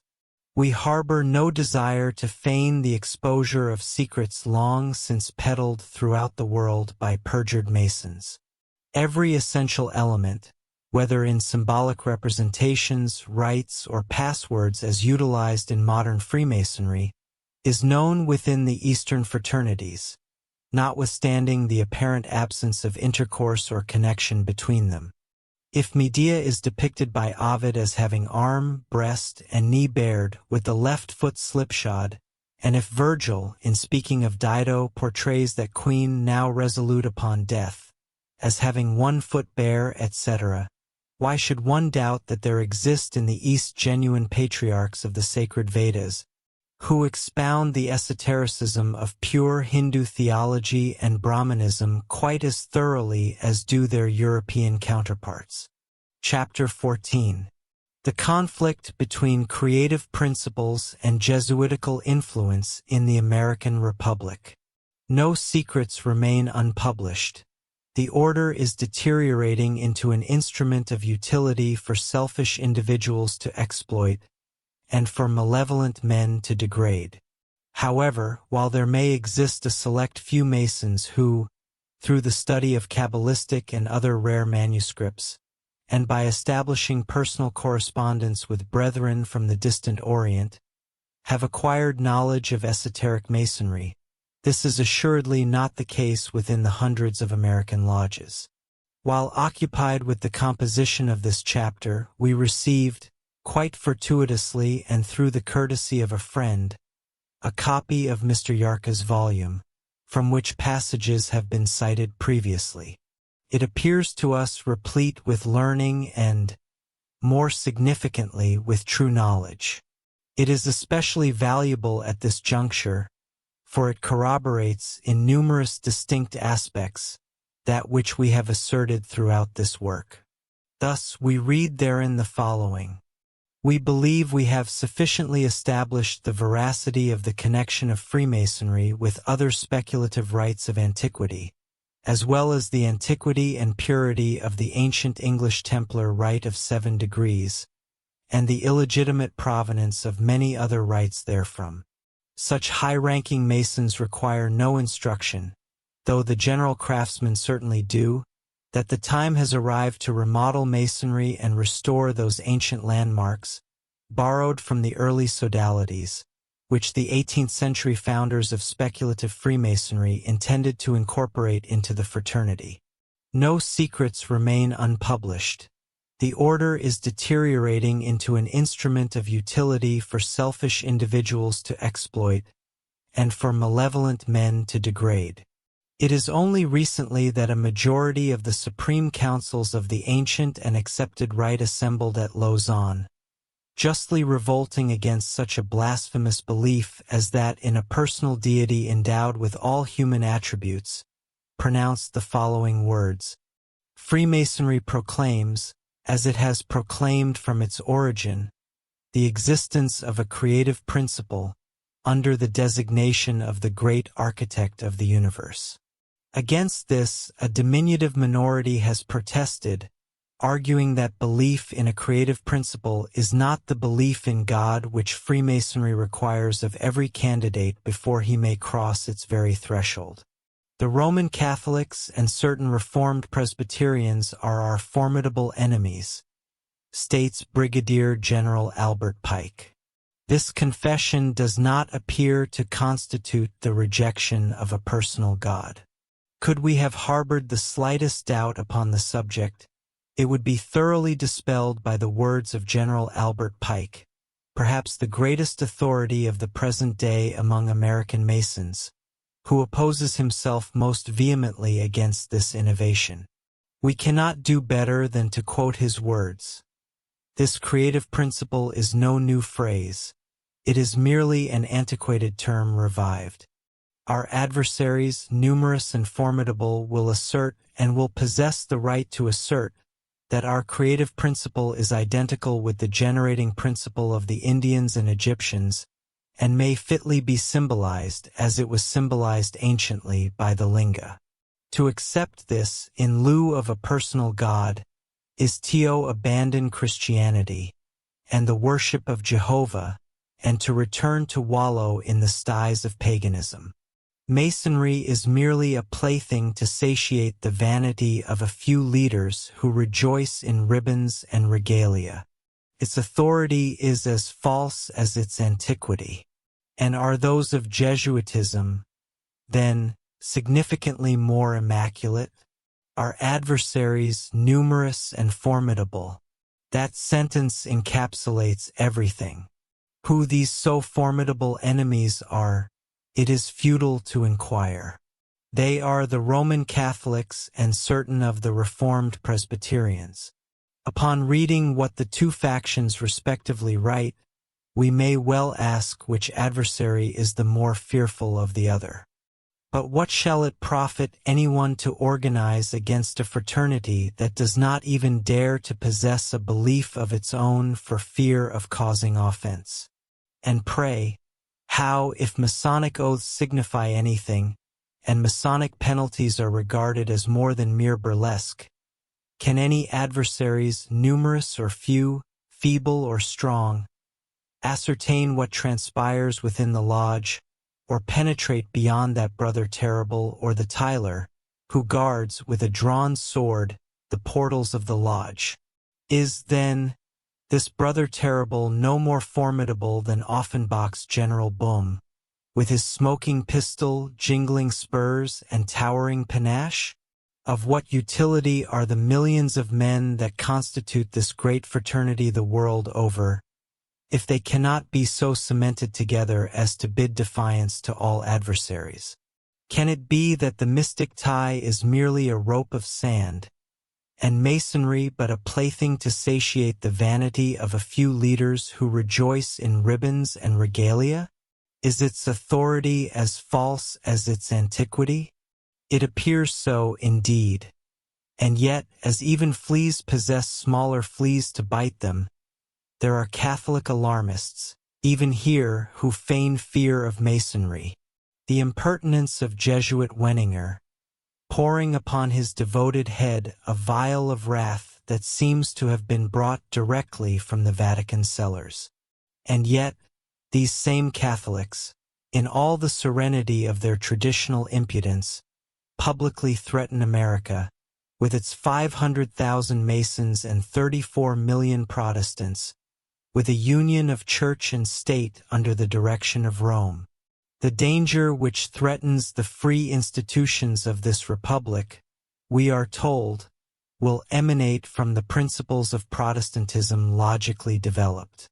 The present Secretary of the Navy, the Honorable Richard Wigginton Thompson of Indiana, having actually dared, in his own free Protestant country, to recently publish a book on the papacy and the civil power, in which his language is as moderate as it is gentlemanly and fair, is denounced with violence by a Roman Catholic priest in Washington, District of Columbia, the very seat of government. Furthermore, a representative member of the Jesuit order, Father Francis Xavier Wenninger, Doctor of Divinity, pours upon his devoted head a vial of wrath that appears to have been brought directly from the Vatican cellars. He states, "The assertions which Mr. Thompson makes regarding the necessary antagonism between the Catholic Church and free institutions are characterized by pitiful ignorance and blind audacity. He is reckless of logic, of history, of common sense, and of charity, and presents himself before the loyal American people as a narrow-minded bigot. No scholar would venture to repeat the stale calumnies which have so frequently been refuted. In answer to his accusations against the Church as the enemy of liberty, I tell him that if ever this country should become a Catholic country, that is, if Catholics should ever be in the majority and possess control of political power, then he would see the principles of our Constitution carried out to the fullest extent. He would see that these states would be, in very deed, united. He would behold a people living in peace and harmony, joined in the bonds of one faith, their hearts beating in unison with love of their fatherland, with charity and forbearance toward all, and respecting the rights and consciences even of their slanderers. On behalf of this Jesuit order, he advises Mr. Thompson to dispatch his book to the Tsar Alexander II and to Frederick William, Emperor of Germany. He may expect from them, as a token of their sympathy, the orders of St. Andrew and of the Black Eagle. From clear-minded, self-thinking, patriotic Americans, he cannot expect anything but the decoration of their contempt. As long as American hearts beat in American bosoms, and the blood of their fathers flows in their veins, such efforts as Thompson's shall not succeed. True, genuine Americans will protect the Catholic Church in this country, and will finally join it. Subsequently, having thus, as he seems to imagine, left the corpse of his impious antagonist upon the field, he departs, draining the dregs of his exhausted bottle in the following manner. We relinquish this volume, the argumentation of which we have effectively extinguished, as a mere carcass destined to be devoured by those Texan buzzards, those malodorous birds, by which we signify that specific class of men who delight in feasting upon corruption, calumnies, and falsehoods, being drawn inexorably by the fator thereof. This concluding sentence is deserving of inclusion as an appendix to the speeches of the Supreme Pontiff Pio IX, by Don Pasquale de Franciscis, who has been immortalized in the contempt of Mr. Gladstone. Like master, like servant, moral. This shall instruct impartial, temperate, and gentlemanly writers that even an antagonist of such good breeding as Mr. Thompson has revealed himself to be in his treatise, cannot hope to elude the solitary weapon available within the Catholic armory, Billingsgate. The entirety of the author's reasoning demonstrates that, while forceful, he purposed to be equitable. Nevertheless, he might just as well have launched his attack with a Tertullianistic violence, for the treatment he received would have been no more grievous. It will, indubitably, afford him some measure of solace to be positioned within the same category as schismatic and infidel emperors and monarchs. Chapter 15.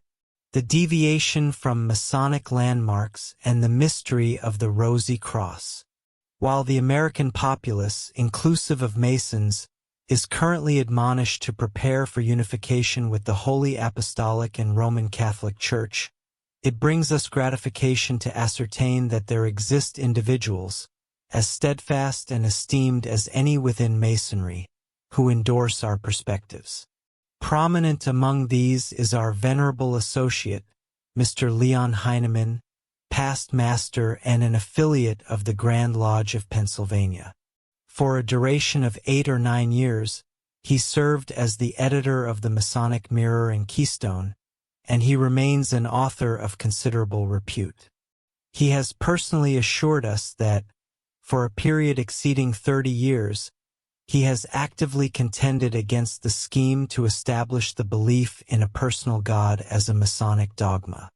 In his treatise, Ancient York and London Grand Lodges, he posits the following. Masonry, rather than evolving concurrently with the intellectual advancement of scientific understanding and general acumen, has strayed from the fraternity's original purposes and is ostensibly leaning toward becoming a sectarian entity. This is manifestly evident in the obstinate refusal to expunge the sectarian innovations that have been interpolated into the ritual. It would appear that the Masonic fraternity of this nation is as indifferent to the ancient landmarks and usages of Masonry as were the Masons of the preceding century under the jurisdiction of the London Grand Lodge. It was precisely this conviction that impelled him in 1856, when Jacques-Étienne Marconis de Niger, Grand Hierophant of the Rite of Memphis, arrived in America and tendered him the Grand Mastership of the Rite in the United States, and the ancient and accepted rite concurrently offered him an honorary 33rd degree, to decline both honors. The temple stood as the final European secret organization to possess certain mysteries of the East. It is through their agency that modern Masons possess all knowledge of significance.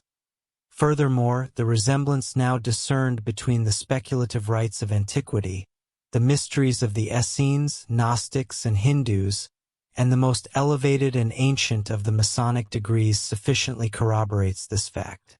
The temple was the ultimate European secret organization which, as a collective body, retained possession of certain Eastern mysteries. Admittedly, during the past century, there existed isolated brothers who labored faithfully and clandestinely under the direction of Eastern brotherhoods. However, when these individuals maintained affiliation with European societies, they invariably joined for objectives unknown to the fraternity, albeit simultaneously for the latter's beneficence.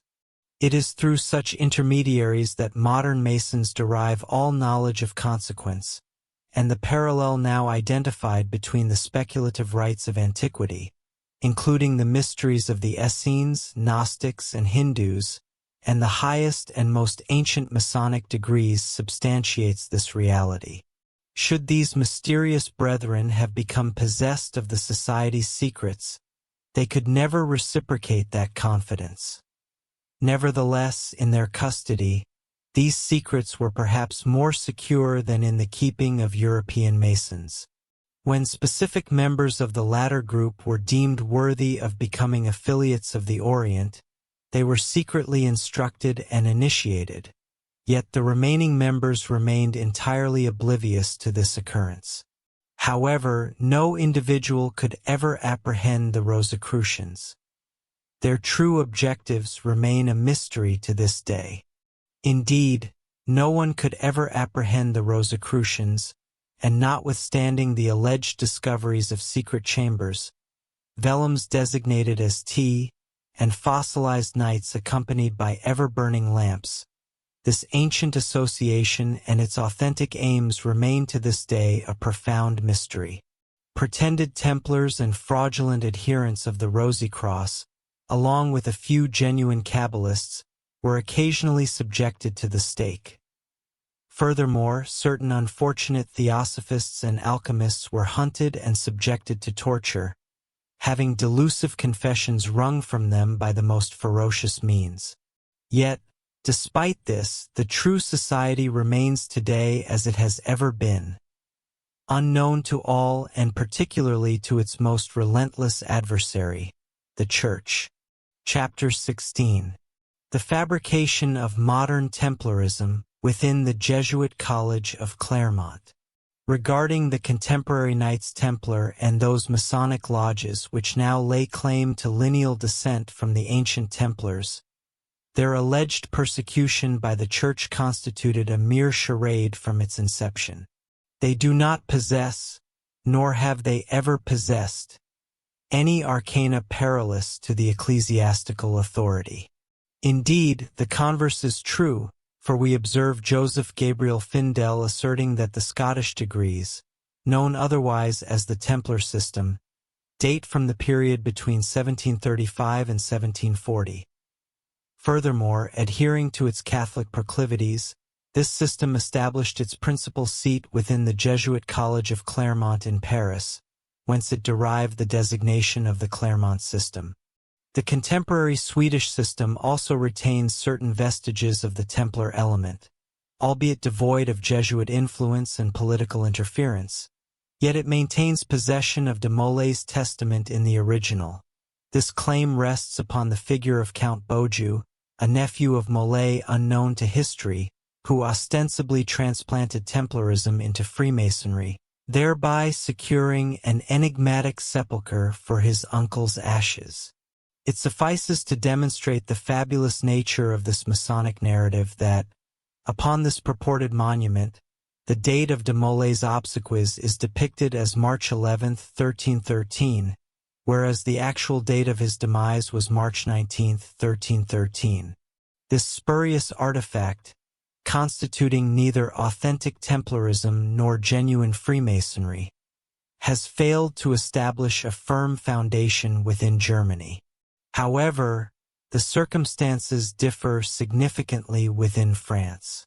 In addressing this subject, it is imperative to examine Wilke's commentary regarding these pretensions.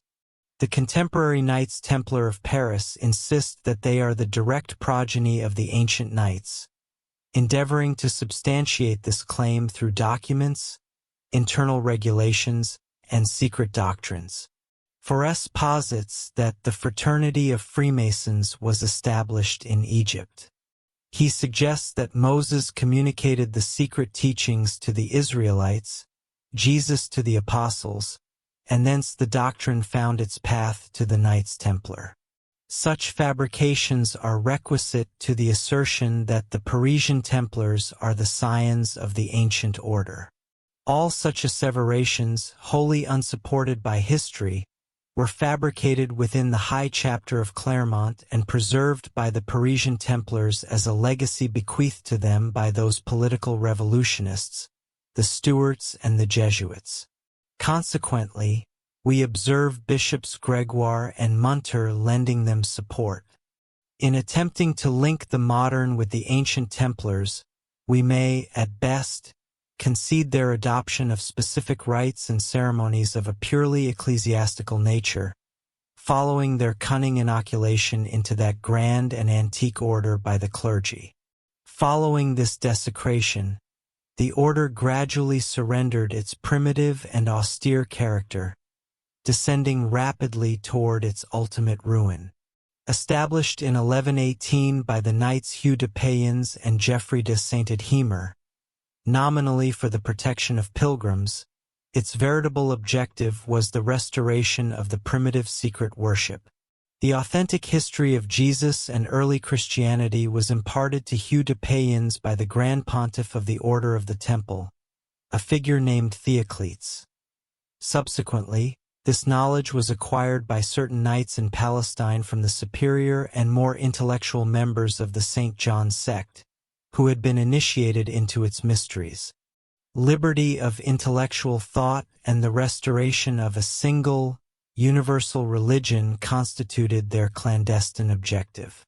Bound by vows of obedience, poverty, and chastity, they were initially the true knights of John the Baptist, crying in the wilderness and subsisting upon wild honey and locusts.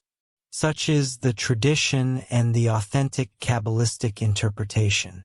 It is erroneous to assert that the order became anti-Catholic only at a later stage. It was thus from its inception, and the red cross upon the white mantle, the vestment of the order, bore the same significance as it did for initiates in every other nation. It indicated the 4 cardinal points of the compass and served as the emblem of the universe.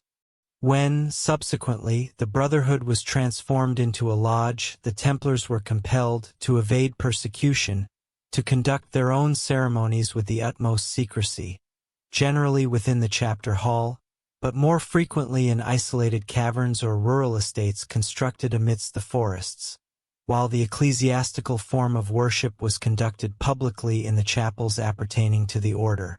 Although many of the accusations leveled against them by order of Philip IV were infamously spurious, the principal charges were undeniably accurate when viewed from the standpoint of what the Church deems heresy.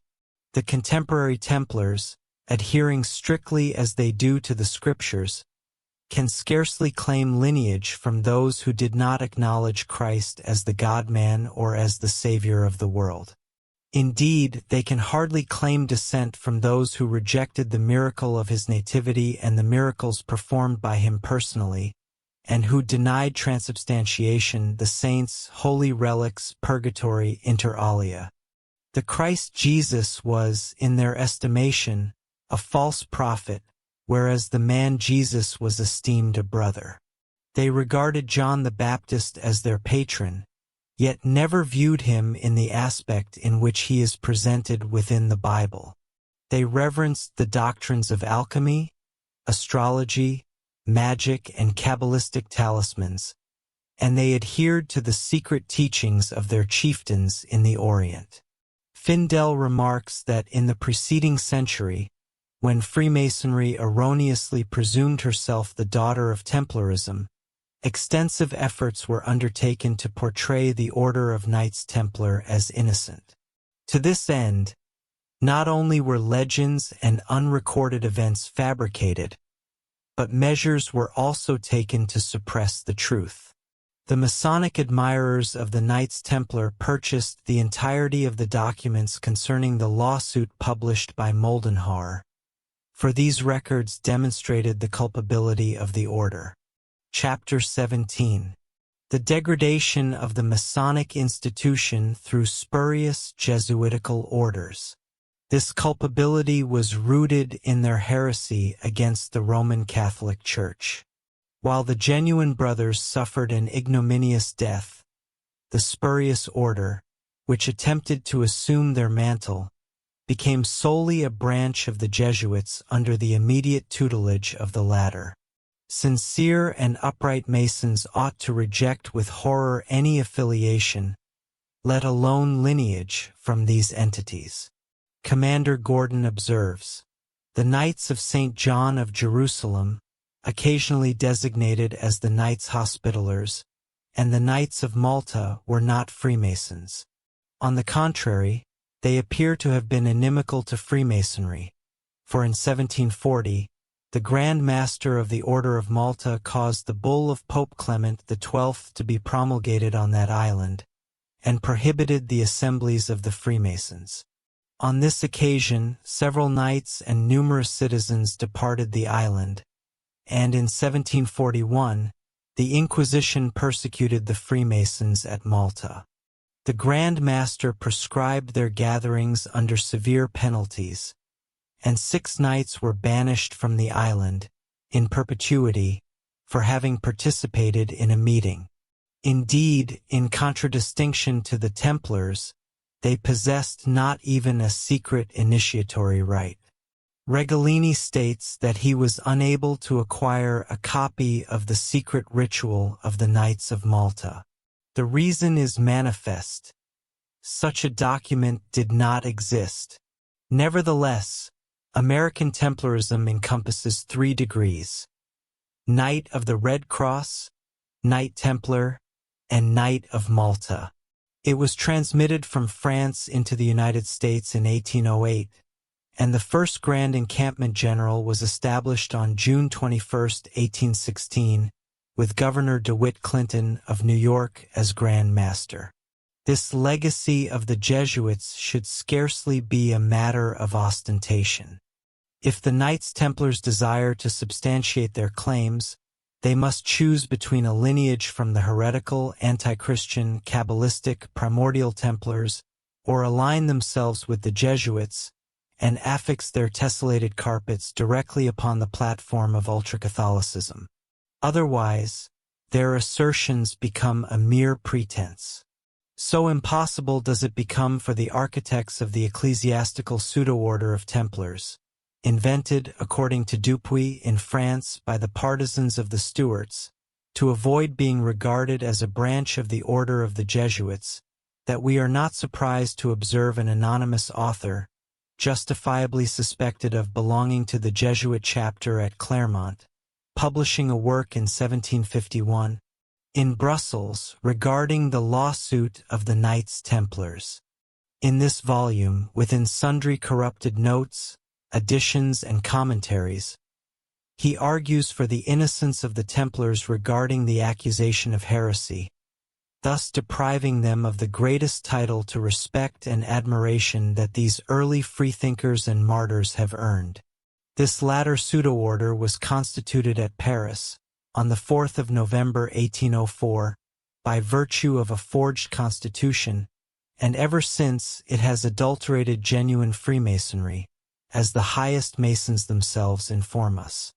The Charter of Transmission presents the outward semblance of such extreme antiquity that Gregoire acknowledges that, had not all other relics of the Parisian treasury of the order silenced his doubts regarding their ancient descent, the sight of this charter would, at the very first glance, have persuaded him.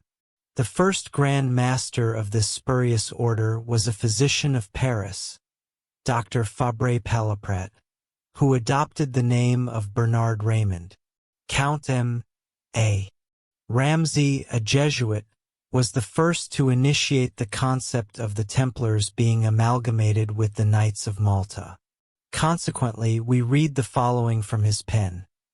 Our progenitors, the Crusaders, assembled in the Holy Land from all Christendom, desired to unite in a fraternity embracing all nations, that when bound together heart and soul for mutual improvement, they might, in the course of time, represent a single intellectual populace.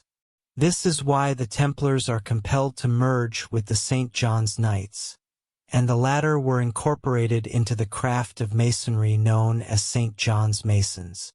In the Broken Seal in 1745 we find, therefore, the following most audacious fabrication, worthy of the sons of Loyola.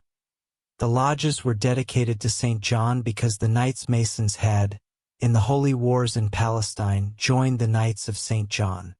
In 1743, the Kadosh degree was devised at Lyons, and it symbolizes the vengeance of the Templars. And here we find Findel observing that the Order of Knights Templars had been abolished in 1311, and to that epoch they were obliged to have recourse when, after the banishment of several knights from Malta in 1740 because they were Freemasons, it was no longer possible to maintain a connection with the Order of St. John or Knights of Malta, then in the plenitude of their power under the sovereignty of the Pope. A Templar prince, the last repository of the secrets of the true Knights Templar, was poisoned by pseudo-Templars. Turning to Clavel, one of the preeminent Masonic authorities, we read, "It is clear that the establishment of the French Order of the Knights Templars is not more ancient than the year 1804, and that it cannot lay any legitimate claim to being the continuation of the so-called Society of the Little Resurrection of the Knights Templar, nor did this latter extend back to the ancient order of the Knights Templars. The Jesuits had achieved but one of their designs, denaturalizing and bringing into disrepute the Masonic institution. Having succeeded, as they believed, in annihilating it in one form, they were determined to utilize it in another.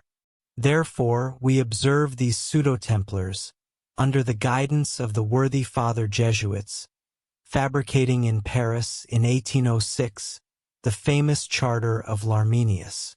20 years later, this nefarious and subterranean body, guiding the hand of assassins, directed it toward one of the finest and greatest princes in Europe, whose mysterious death, unfortunately for the interests of truth and justice, has never been, for political reasons, investigated and proclaimed to the world as was requisite.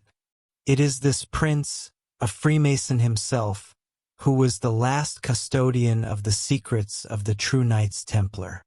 For protracted centuries, these had remained unknown and unsuspected. Convening once every 13 years at Malta, with their Grand Master notifying the European brethren of the place of rendezvous but a few hours in advance, these representatives of the once mightiest and most glorious body of knights assembled on the designated day from various points of the earth, 13 in number, to memorialize the year of the death of Jacques de Molay.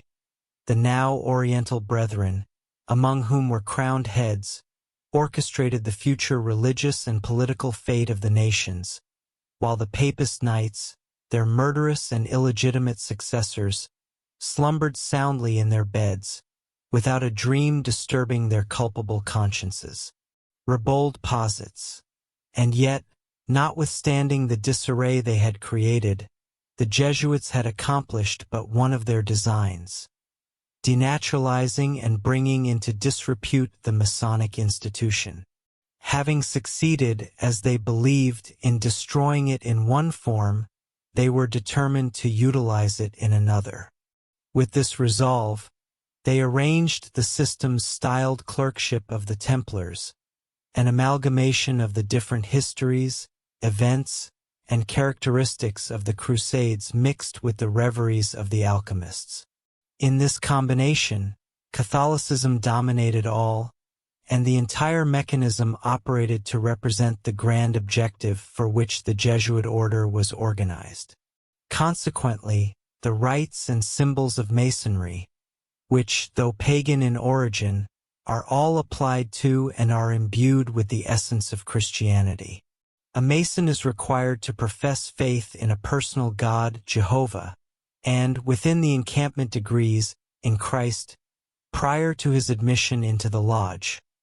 Conversely, the Johannite Templars reposed their faith in an unknown and invisible principle, from which emanated the creative powers erroneously designated as gods, while adhering to the Nazarene tradition regarding Panthera as the illicit progenitor of Jesus, who thereby proclaimed himself the Son of both divinity and humanity. This theological stance elucidates the rationale behind the formidable oaths Masons swear upon the Bible, as well as the manner in which their lectures obsequiously accord with patriarcho-biblical chronology.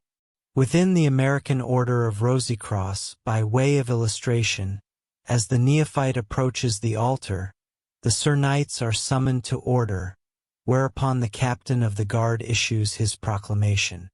To the glory of the sublime architect of the universe, under the auspices of the sovereign sanctuary of ancient and primitive Freemasonry, etc.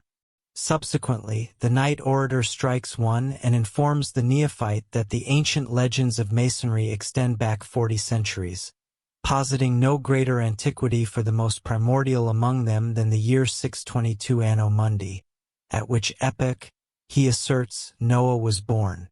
Under the circumstances, this assertion may be deemed a generous concession to chronological predilections.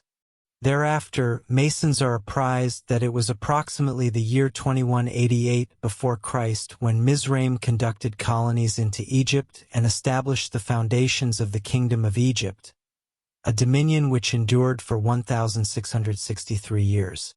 This presents an anomalous chronology, which, whilst it devoutly aligns with that of the Bible, stands in complete variance with the records of history.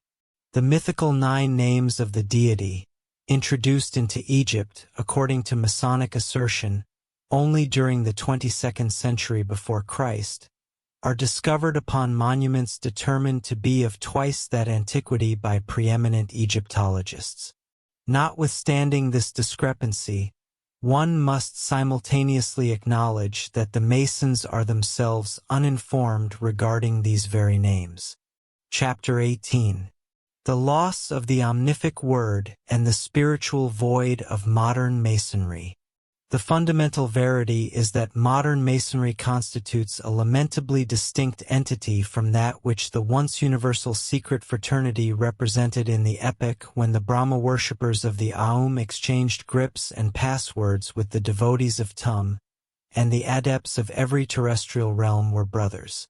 What, in that era, constituted that mysterious appellation, that formidable word through whose potency the Hindu as well as the Chaldean and Egyptian initiate enacted his miraculous feats?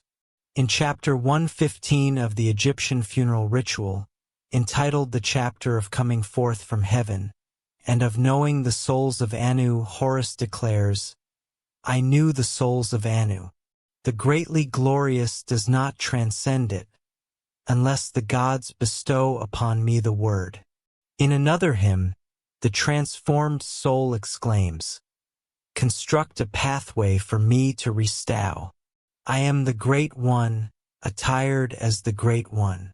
I have come, I have come. Gratifying to me are the kings of Osiris. I am generating the water through the power of the word. Have I not beheld the concealed arcana? I have accorded truth to the sun. I am clear. I am adored for my purity." Elsewhere, the Mummy's scroll expresses the following: "I am the great God, self-existent, the creator of his name. I know the name of this great God that resides there." Jesus is indicted by his adversaries for having enacted miracles, and is demonstrated by his own apostles to have expelled demons by the power of the ineffable name. The former firmly believed that he had purloined it within the sanctuary, and he cast out the spirits with his word, and restored all who were afflicted. When the Jewish rulers interrogate Peter, "By what power or by what name have ye done this?" Peter responds, "By the name of Jesus Christ of Nazareth." Jesus asserts repeatedly that all his actions are performed in his Father's name, not in his own.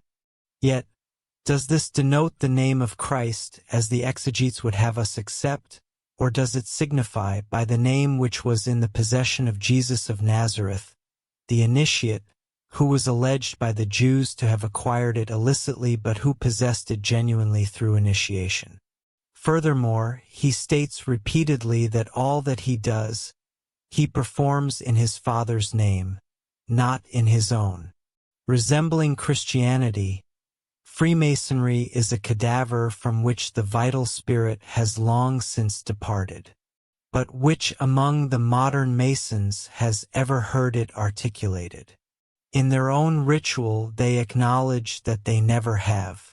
The Sir Orator informs the Sir Knight that the passwords which he received in the antecedent degrees are all mere corruptions of the true name of God inscribed upon the triangle, and that, consequently, they have adopted a substitute for it.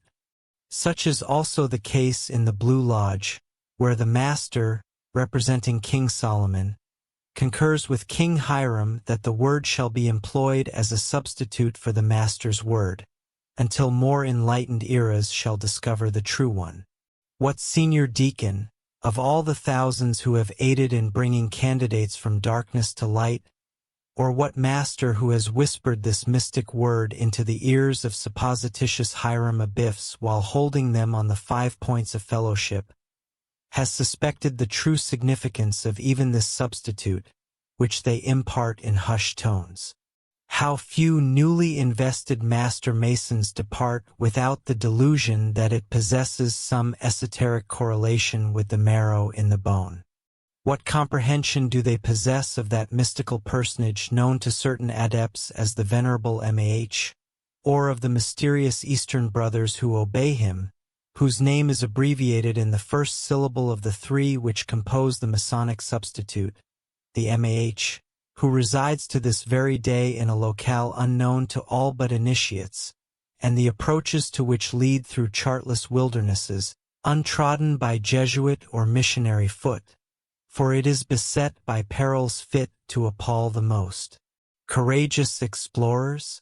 And yet, for generations, this vacuous iteration of vowels and consonants has been repeated in novitiate ears, as though it possessed even sufficient potency to divert a thistledown floating in the air from its trajectory. Resembling Christianity, Freemasonry is a cadaver from which the vital spirit has long since departed. Chapter 19. Critical Reflections on the Fabulous History and Reform of Speculative Masonry. In this context, it is appropriate to accord space to a missive from Mr. Charles Sutherland, corresponding secretary of the New York Liberal Club, which came into our possession on the day subsequent to the date inscribed thereon. Mr. Sutherland is recognized as an author and orator upon antiquarian, mystical, and divers other subjects. Within the realm of Masonry, he has attained such a multiplicity of degrees as to constitute a competent authority regarding the craft. He holds the rank of 32nd degree Ancient and Primitive Rite and Prince Rosicross, 94th degree Rite of Memphis, Knight of the Rosy Cross, Knight Kadosh, Master Mason 104, England, etc. Furthermore, he is an initiate of the modern English Brotherhood of the Rosy Cross and other secret societies, serving also as the Masonic editor for the New York Advocate. The following is the letter which we present before the Masons, as it is our desire that they should perceive what one of their own number has to articulate. New York Press Club, January 11, 1877. Encumbered as the order has been by the detritus and accumulation of absurd biblical legends, it is little wonder that its utility has been impaired and its function as a civilizer obstructed.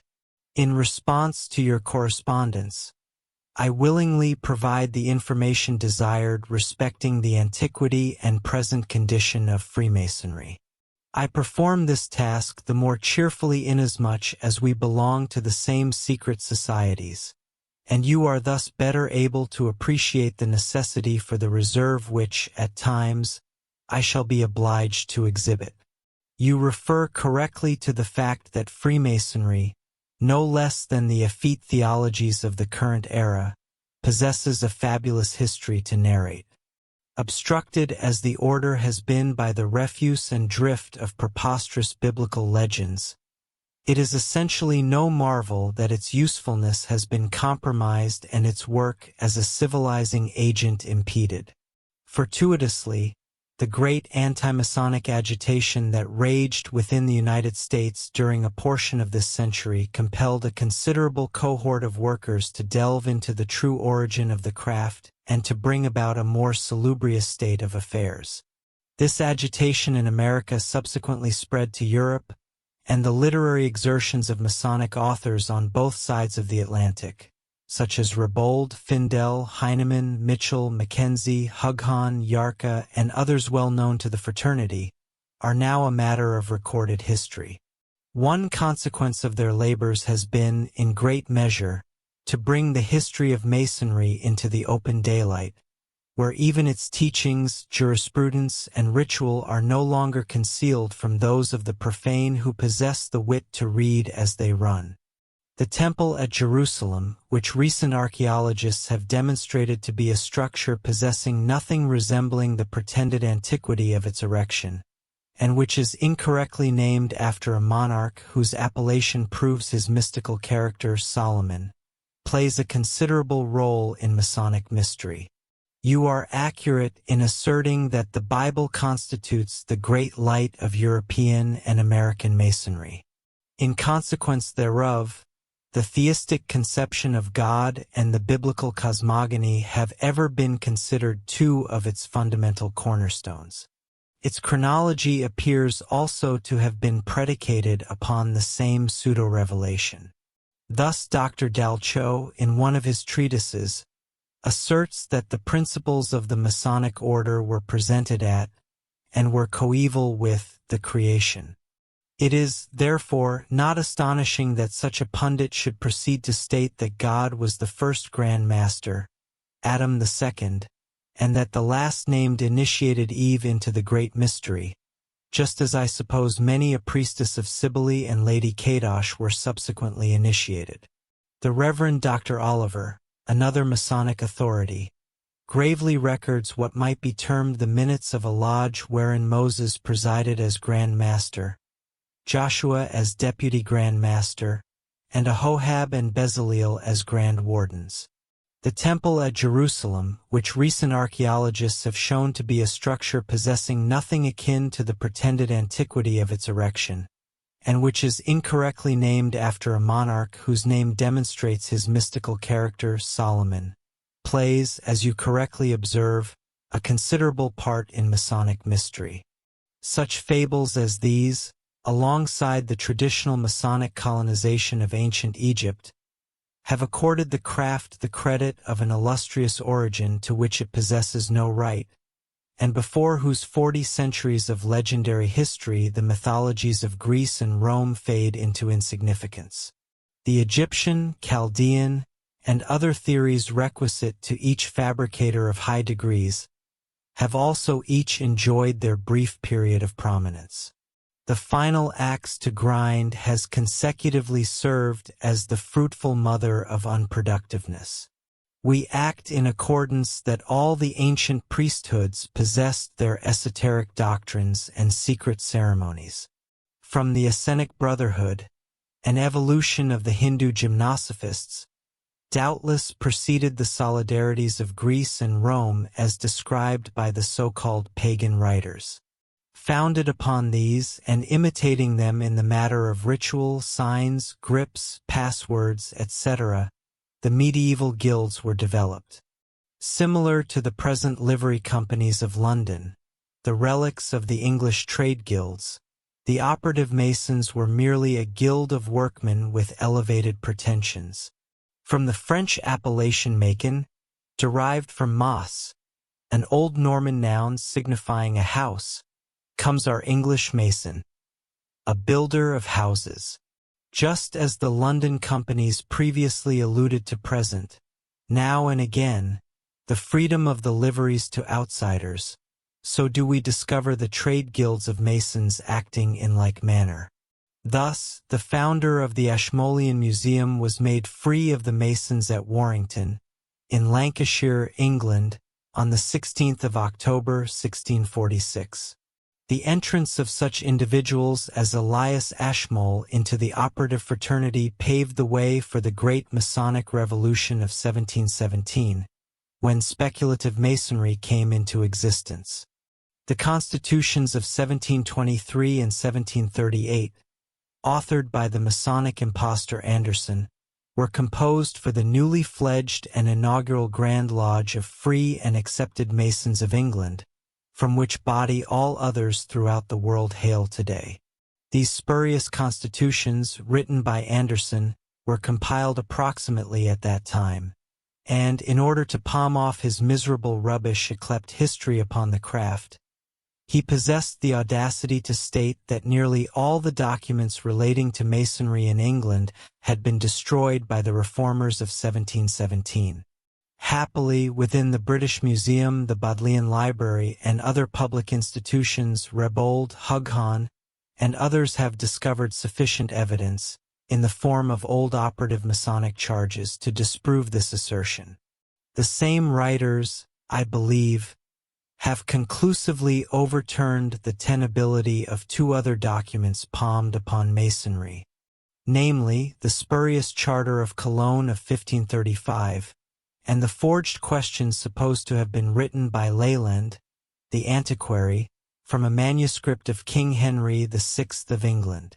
In the last-named document, Pythagoras is referred to as having formed a great lodge at Crotona and made many Masons, some of whom traveled into France and there made many more. from whence, in the process of time, the art passed into England. Sir Christopher Wren, architect of St. Paul's Cathedral, London, often styled the Grand Master of Freemasons, was simply the master or president of the London Operative Masons Company. If such a tissue of fable could interweave itself into the history of the Grand Lodges which now possess charge of the first 3 symbolical degrees, it is hardly astonishing that the same fate should befall nearly all of the high Masonic degrees, which have been aptly termed an incoherent medley of opposite principles.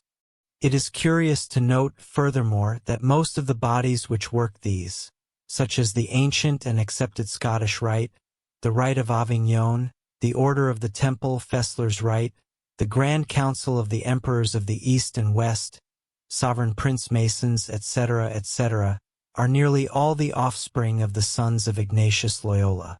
The Baron Hunt, Chevalier Ramsay, Scouty, Zinzendorf, and numerous others who founded the grades in these rites, labored under instructions from the General of the Jesuits.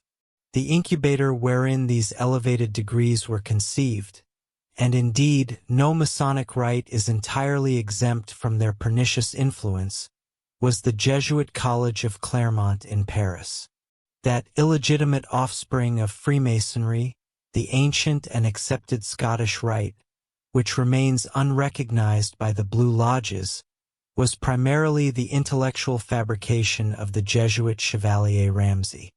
It was transported by him to England between 1736 and 1738 to bolster the cause of the Catholic Stuarts.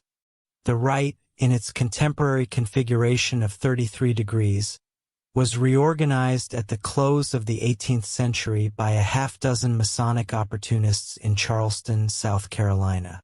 2 of these individuals, Perlet, a tailor, and a dancing master named Lecorne, served as fitting predecessors for a subsequent resuscitation by a gentleman named Gorgas, who was engaged in the aristocratic vocation of a ship's clerk upon a vessel trading between New York and Liverpool.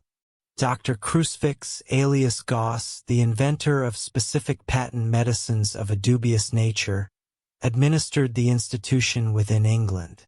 The authority under which these figures operated was a document purportedly signed by Frederick the Great in Berlin on May 1, 1786, by which the Masonic constitution and status of the high degrees of the ancient and accepted rite were allegedly revised.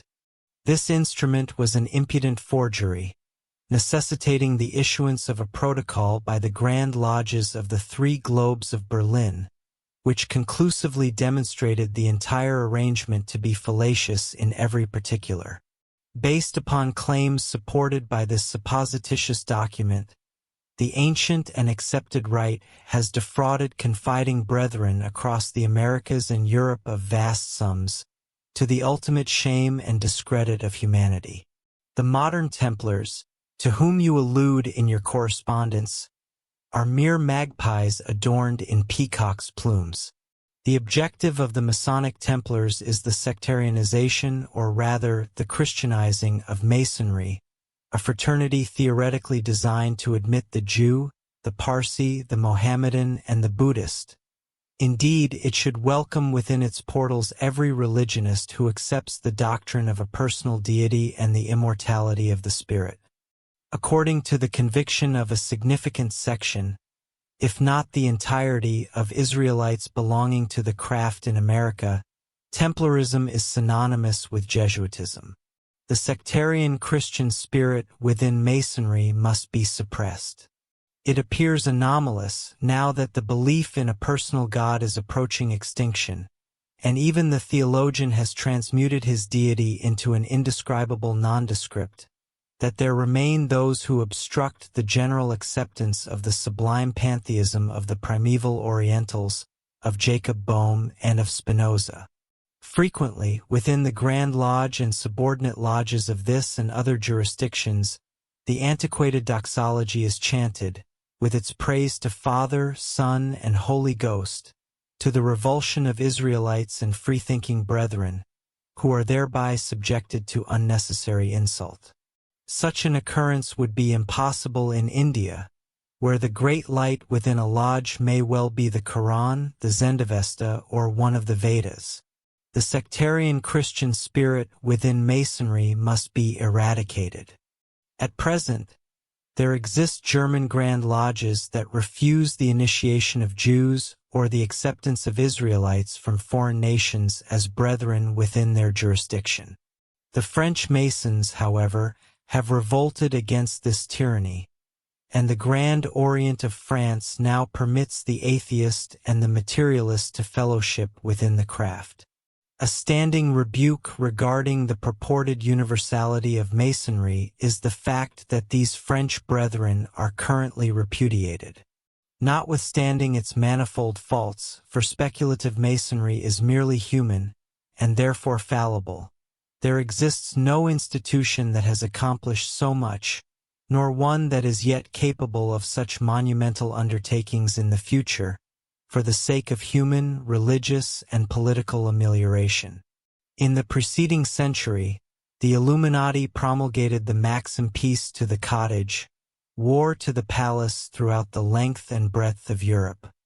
During that same era, the United States was liberated from the tyranny of the mother country through the agency of secret societies to a far greater extent than is commonly conceived.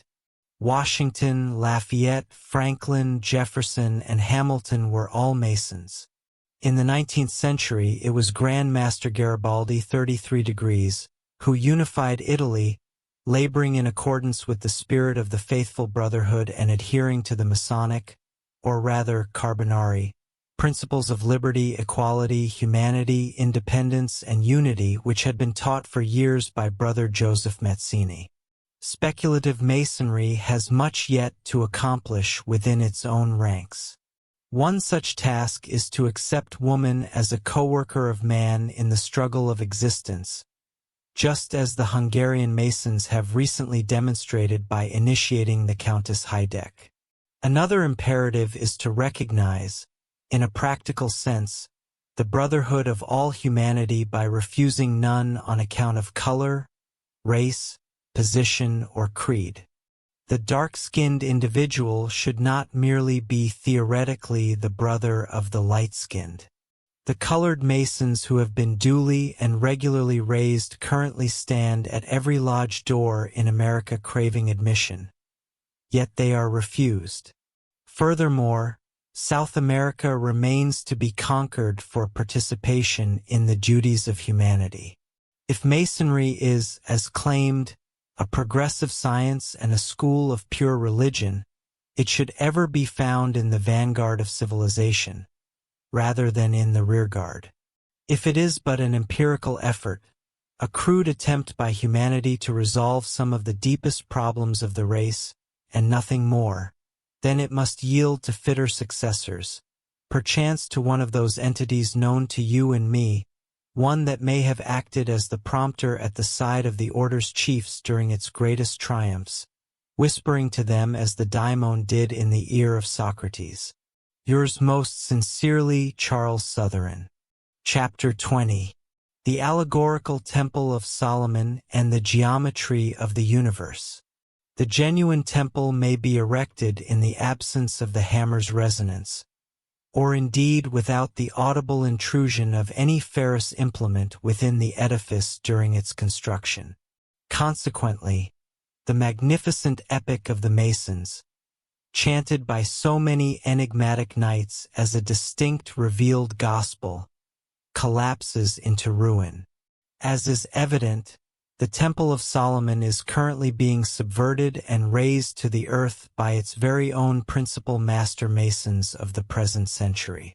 Yet, if there remain Masons who, adhering to the ingenious exoteric narrative of the Bible, persist in viewing it as a historical edifice, which student of the esoteric doctrine could ever regard this mythical temple as anything other than an allegory encapsulating the secret science? The determination of whether a tangible temple bearing that name ever existed may well be relinquished to the judgment of archaeologists. However, that the meticulous description found in 1 Kings is entirely allegorical, no earnest scholar, versed in the ancient as well as medieval jargon of the Kabbalists and alchemists, can possibly question. The construction of the Temple of Solomon serves as a symbolical representation of the gradual acquisition of secret wisdom or magic. It signifies the erection and evolution of the spiritual from the terrestrial and the manifestation of the Spirit's power and splendor within the physical realm, achieved through the wisdom and genius of the builder. The latter, upon attaining the status of an adept, becomes a monarch mightier than Solomon himself. He becomes the emblem of the sun or light itself, the luminary of the genuine subjective world radiating within the darkness of the objective universe. Such is the temple that may be raised without the sound of the hammer, or the noise of any iron tool resounding within the house during its formation.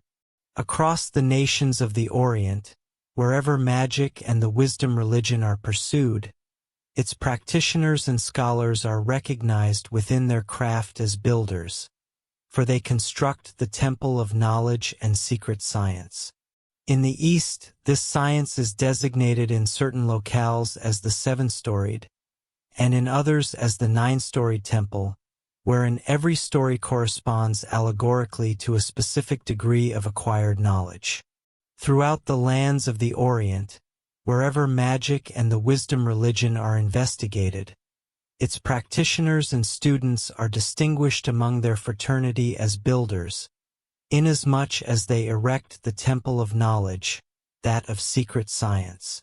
Those adepts who are active are styled practical or operative builders, whereas the students or neophytes are classified as speculative or theoretical. The former demonstrate through their works a mastery over the forces of inanimate as well as animate nature. The latter are merely perfecting themselves in the rudiments of the sacred science. These designations were evidently appropriated at the inception by the obscure founders of the earliest Masonic guilds.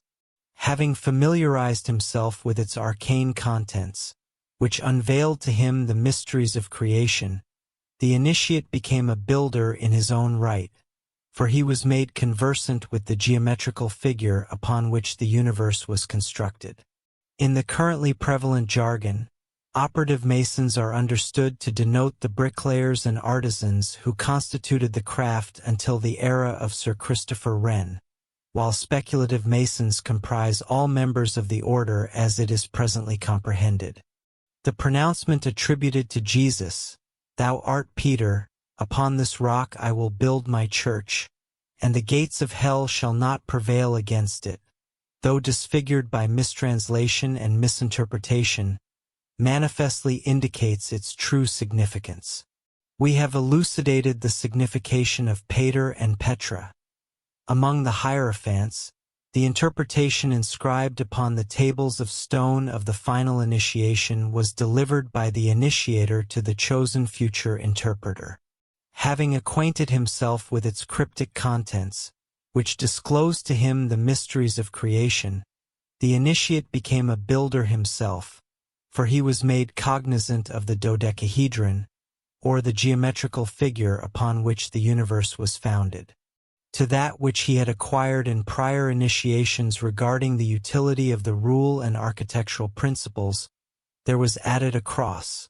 The perpendicular and horizontal lines thereof were presumed to constitute the foundation of the spiritual temple by intersecting at the junction, or central primordial point, the element of all existences, representing the primal concrete concept of deity.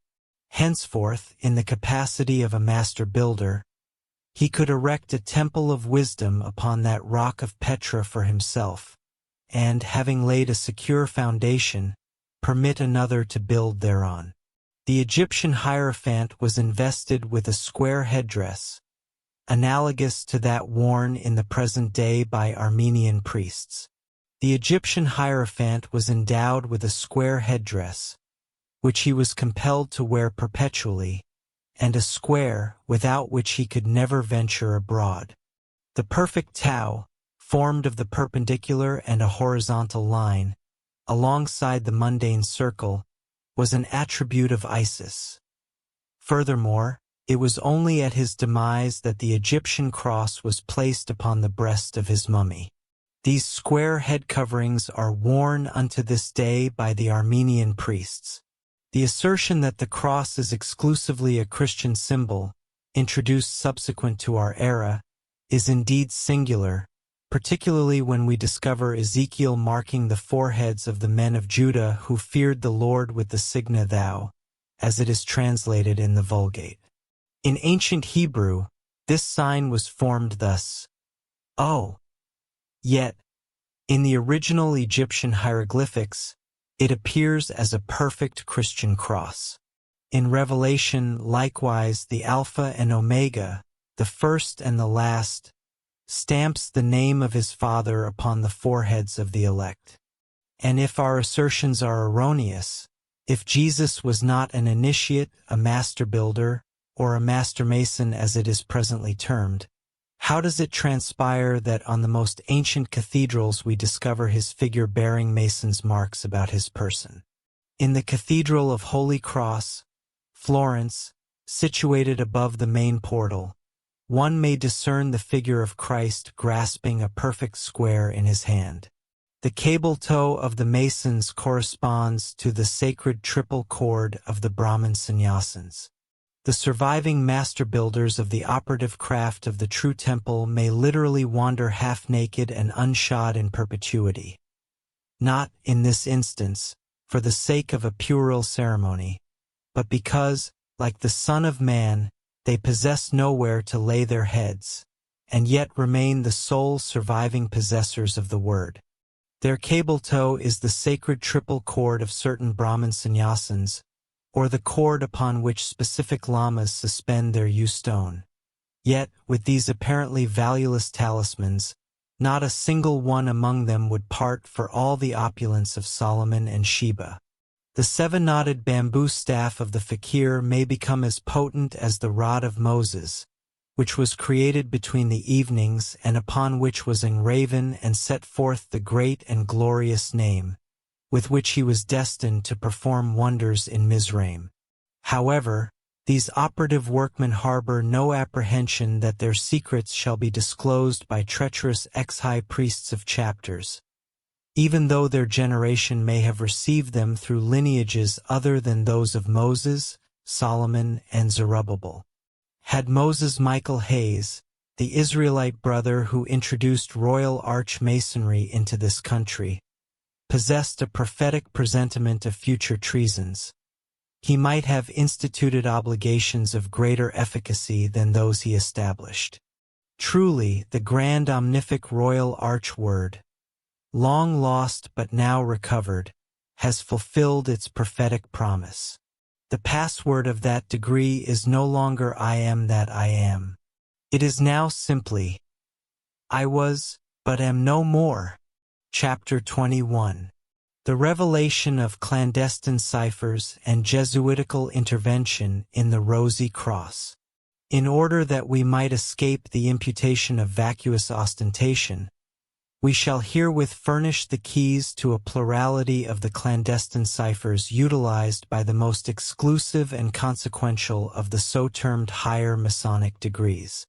Unless our understanding is erroneous, these have never antecedently been disclosed to the external world, but rather have been shielded with the utmost jealousy within the diverse orders. We are bound by neither promise, obligation, nor oath, and consequently, we breach no confidence. Our objective is not to satiate an indolent curiosity. Rather, we desire merely to demonstrate to Masons and the affiliates of all other Western societies, the Company of Jesus included, that it is impossible for them to remain secure in the possession of any secrets which an Eastern Brotherhood deems worthy of discovery. By inference, this may further indicate to them that while the latter possesses the capacity to remove the masks of European societies, they are nonetheless successful in retaining their own visors. For if there exists one fact that is universally acknowledged, It is that the genuine secrets of not a single surviving ancient brotherhood are in the possession of the profane. Certain of these ciphers were utilized by the Jesuits within their clandestine correspondence during the era of the Jacobin conspiracy, and at the time when Masonry was instrumentalized by the Church for political objectives. Findel asserts that in the 18th century, alongside the modern Knights Templar, one observes the Jesuits disfiguring the pristine countenance of Freemasonry. Numerous Masonic authors, who were thoroughly conversant with the period and possessed precise knowledge of all transpiring incidents, categorically affirmed that during that epoch and subsequently, the Jesuits exercised a pernicious influence, or at least endeavored to do so, upon the fraternity. Regarding the Rosicrucian order, he observes, upon the authority of Professor Woog, that its initial aim was nothing less than the sustenance and advancement of Catholicism. When this religion manifested a determination entirely to repress liberty of thought, the Rosicrucians expanded their designs to likewise impede, if possible, the progress of this widely spreading enlightenment. In the Sincerus Renatus, the truly converted, of Saint Richter of Berlin, we observe that laws were communicated for the governance of the Golden Rosicrucians which bear unmistakable evidences of Jesuitical intervention. We shall commence with the cryptographs of the Sovereign Prince's Rosicross, also designated as Knights of St. Andrew, Knights of the Eagle and Pelican, Heirdom of the Rosicrucians, Rosy Cross, Triple Cross, Perfect Brother, Prince Mason, etc. The Heirdom Rosy Cross likewise asserts a Templar origin dating to 1314. Various hitherto secret ciphers are herein exposed. The Knights Kadosh possess a distinct cipher, or rather a hieroglyph, which in this instance is derived from the Hebrew, possibly to remain more consonant with the biblical Kadshim of the temple. Hieroglyph of the K Akkad A. As for the Royal Arch cipher, although it has been previously divulged, we deem it appropriate to present it in a slightly amplified form. This cipher comprises certain combinations of right angles, inclusive or exclusive of points or dots. The basis of its construction follows. Examples of Jesuit cryptography. Herein, the alphabet consists of 26 letters, and these two signs, upon dissection, constitute 13 distinct characters. Thus, let this suffice. We might, were we so inclined, provide the cipher alphabets, accompanied by their keys, of another method of the Royal Archmasons, one bearing a marked resemblance to a certain Hindu character, to the Jia Ele of the mystic city, to a well-known form of the Devanagari script of the sages of the pyramids, and to the sublime master of the great work Inter Alia. However, we abstain, though let it be understood that we do so solely on the grounds that some of these, alone among all the collateral ramifications of the original Blue Lodge Freemasonry, harbor the promise of a useful future. As for the remainder, they may and shall be consigned to the ash heap of time. High Masons will comprehend our import. Chapter 22. The Perversion of the Holy Name and the Legacy of the Book of Jasher. We must now adduce evidence regarding our prior assertions and demonstrate that the designation Jehovah, should Masonry persist in adhering to it, will forever remain a substitute and can never be identical to the lost Mirific name. This fact is so thoroughly cognized by the Kabbalists that, within their meticulous etymology of Yahweh, they establish beyond doubt that it is merely one among many surrogates for the true appellation. Furthermore, it is composed of the dual designation of the primordial androgyne, Adam and Eve, specifically Yod, Vav, and Hva, the female serpent serving as a symbol of divine intelligence emanating from the one generative or creative spirit. Consequently, Jehovah is not the sacred name in the slightest degree. Had Moses presented Pharaoh with the genuine name, the latter would not have responded as he did. For the Egyptian king initiates were as conversant with it as Moses, who had acquired it whilst amongst them. At that epoch, the name was the shared property of adepts across all nations of the globe, and Pharaoh assuredly recognized the name of the highest God referenced within the Book of the Dead. Yet, in lieu of that, Moses proffered to Pharaoh the name Yeva, the expression or form of the divine appellation utilized by all the Targums as transmitted by Moses. Hence Pharaoh's retort, "And who is that Yeva, that I should obey his voice to let Israel depart?" The priest passes behind the veil into the inner chamber of the sanctuary, the Holy of Holies. With trembling lips and downcast eyes, he invoked the dreaded name. The term Jehovah dates exclusively from the Masoretic innovation. When the rabbis, lest they should forfeit the keys to their own doctrines, which were then inscribed exclusively in consonants, commenced the insertion of vowel points into their manuscripts, they were utterly ignorant regarding the true pronunciation of the name. Therefore, they assigned to it the phonetic value of Adonai, rendering the reading as Jehovah. Thus, the latter is merely a fancy, a perversion of the holy name. And by what means could they have known it? Alone among their entire nation, the high priests held it in their possession, passing it respectively to their successors, much as the Hindu Brahmatma does prior to his demise. Only once annually, on the Day of Atonement, was the high priest permitted to pronounce it in a whisper. Passing behind the veil into the inner chamber of the sanctuary, the Holy of Holies, with trembling lips and downcast eyes, he invoked the dreaded name. The acrimonious persecution of the Kabbalists, who received the precious syllables only after meriting the favor through a lifetime of sanctity, was attributable to a suspicion that they misused it. At the commencement of this chapter, we recounted the history of Shimon ben Yohai, one of the victims of this priceless knowledge, illustrating how little he deserved such cruel treatment. The Book of Jasher constitutes the true original from which the Bible was, in part, composed.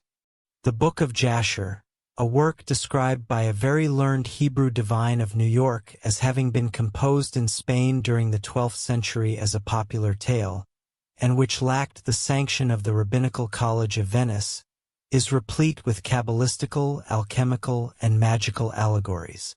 Even admitting as much, it must still be asserted that there exist few popular tales that are not founded upon historical truths. The Norsemen in Iceland by Dr. George Webby Dasent is likewise a collection of popular tales, yet they contain the key to the primitive religious worship of that people. It is thus with the Book of Jasher.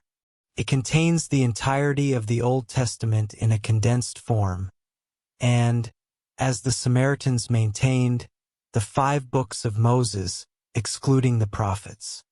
Although rejected by the Orthodox rabbis, we cannot avoid the conclusion that, as in the case of the apocryphal Gospels, which were written earlier than the canonical texts, the Book of Jasher is the true original from which the subsequent Bible was partially composed.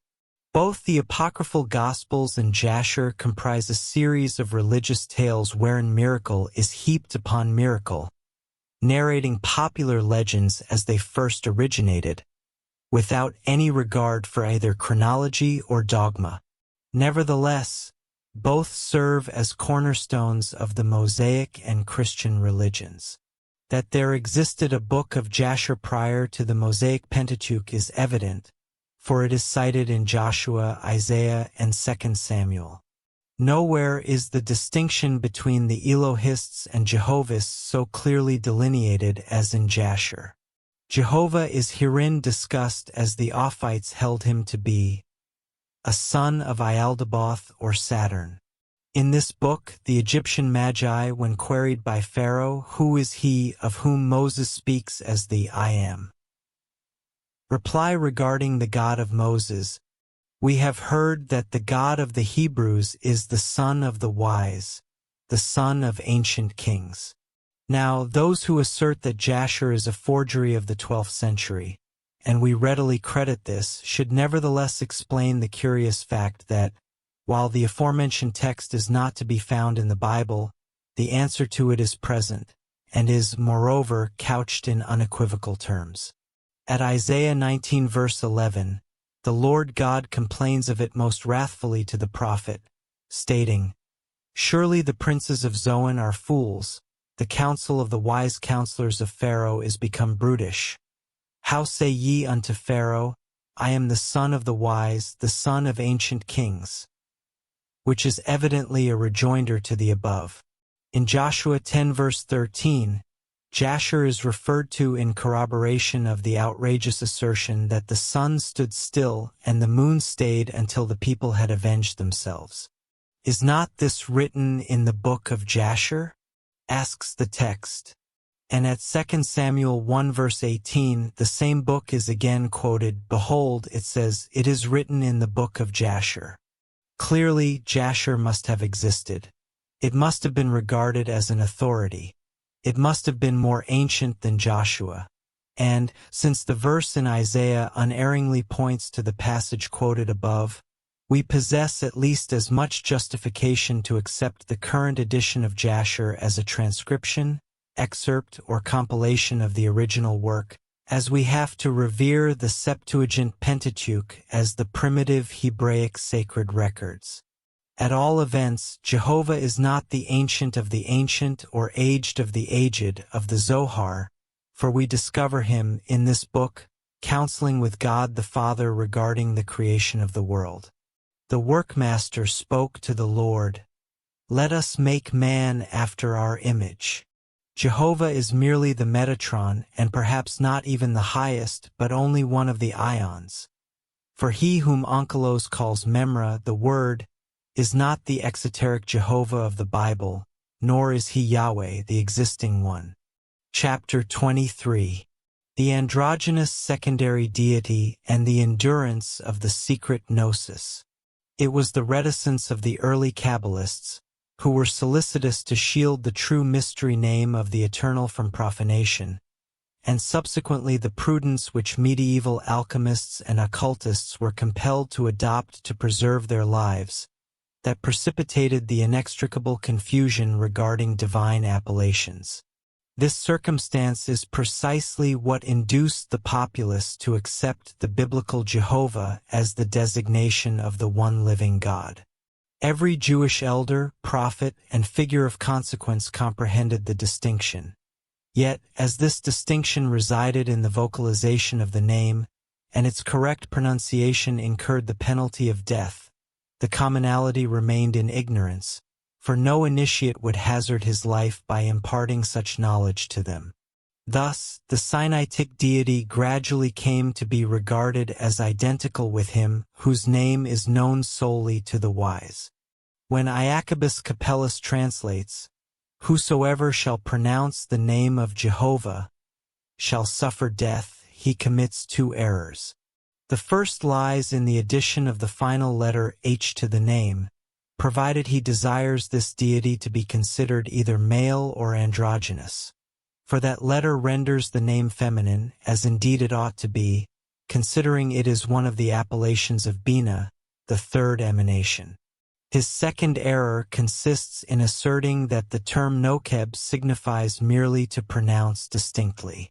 Rather, it signifies to pronounce correctly.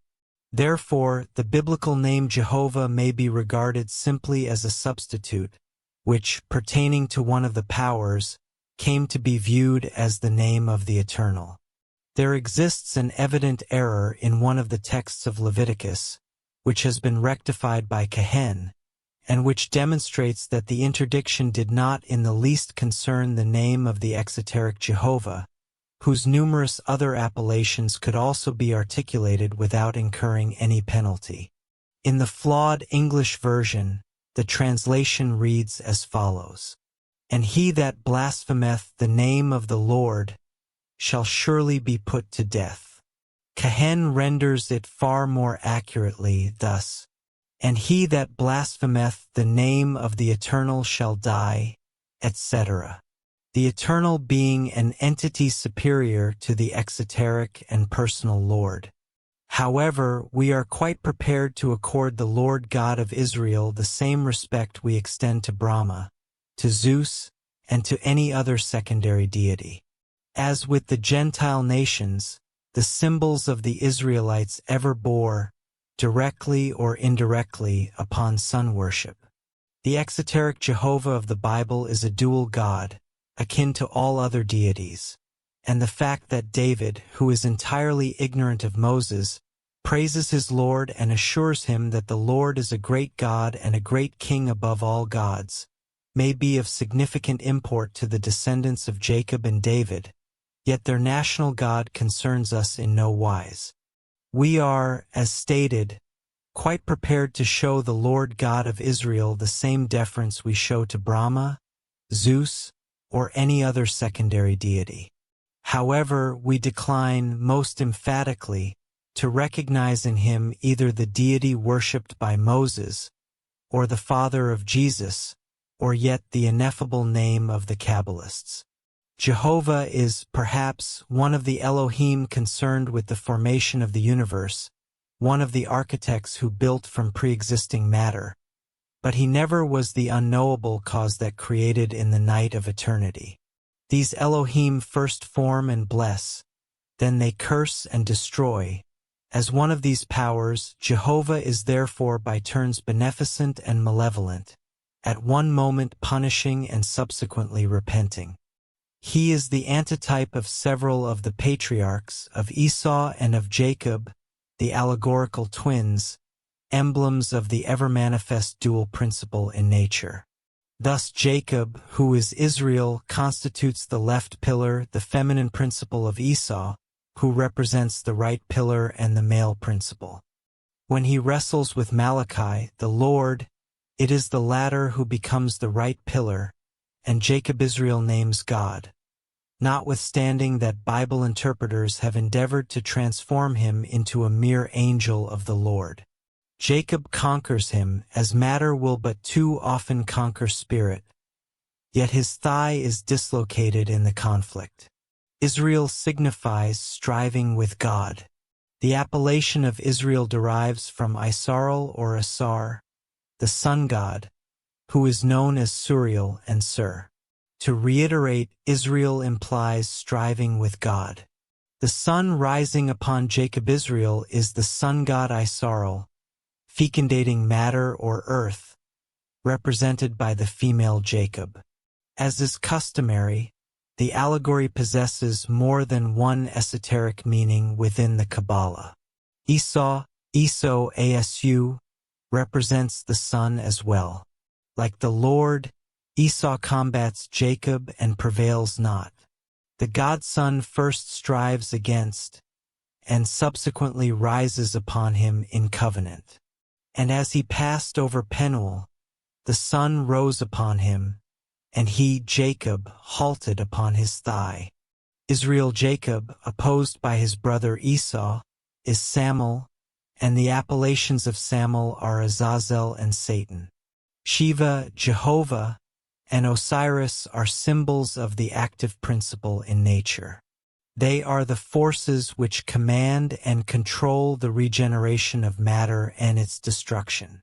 If it be argued that Moses was unacquainted with Hindu philosophy and, therefore, could not have adopted Shiva, the regenerator and the destroyer, as his model for Jehovah, then we must admit that there existed some miraculous international intuition which prompted every nation to select for its exoteric national deity the dual type we discover in the Lord God of Israel. All these fables speak for themselves. Shiva, Jehovah, and Osiris are all symbols of the active principle in nature par excellence. They are the forces which preside over the formation or regeneration of matter and its destruction.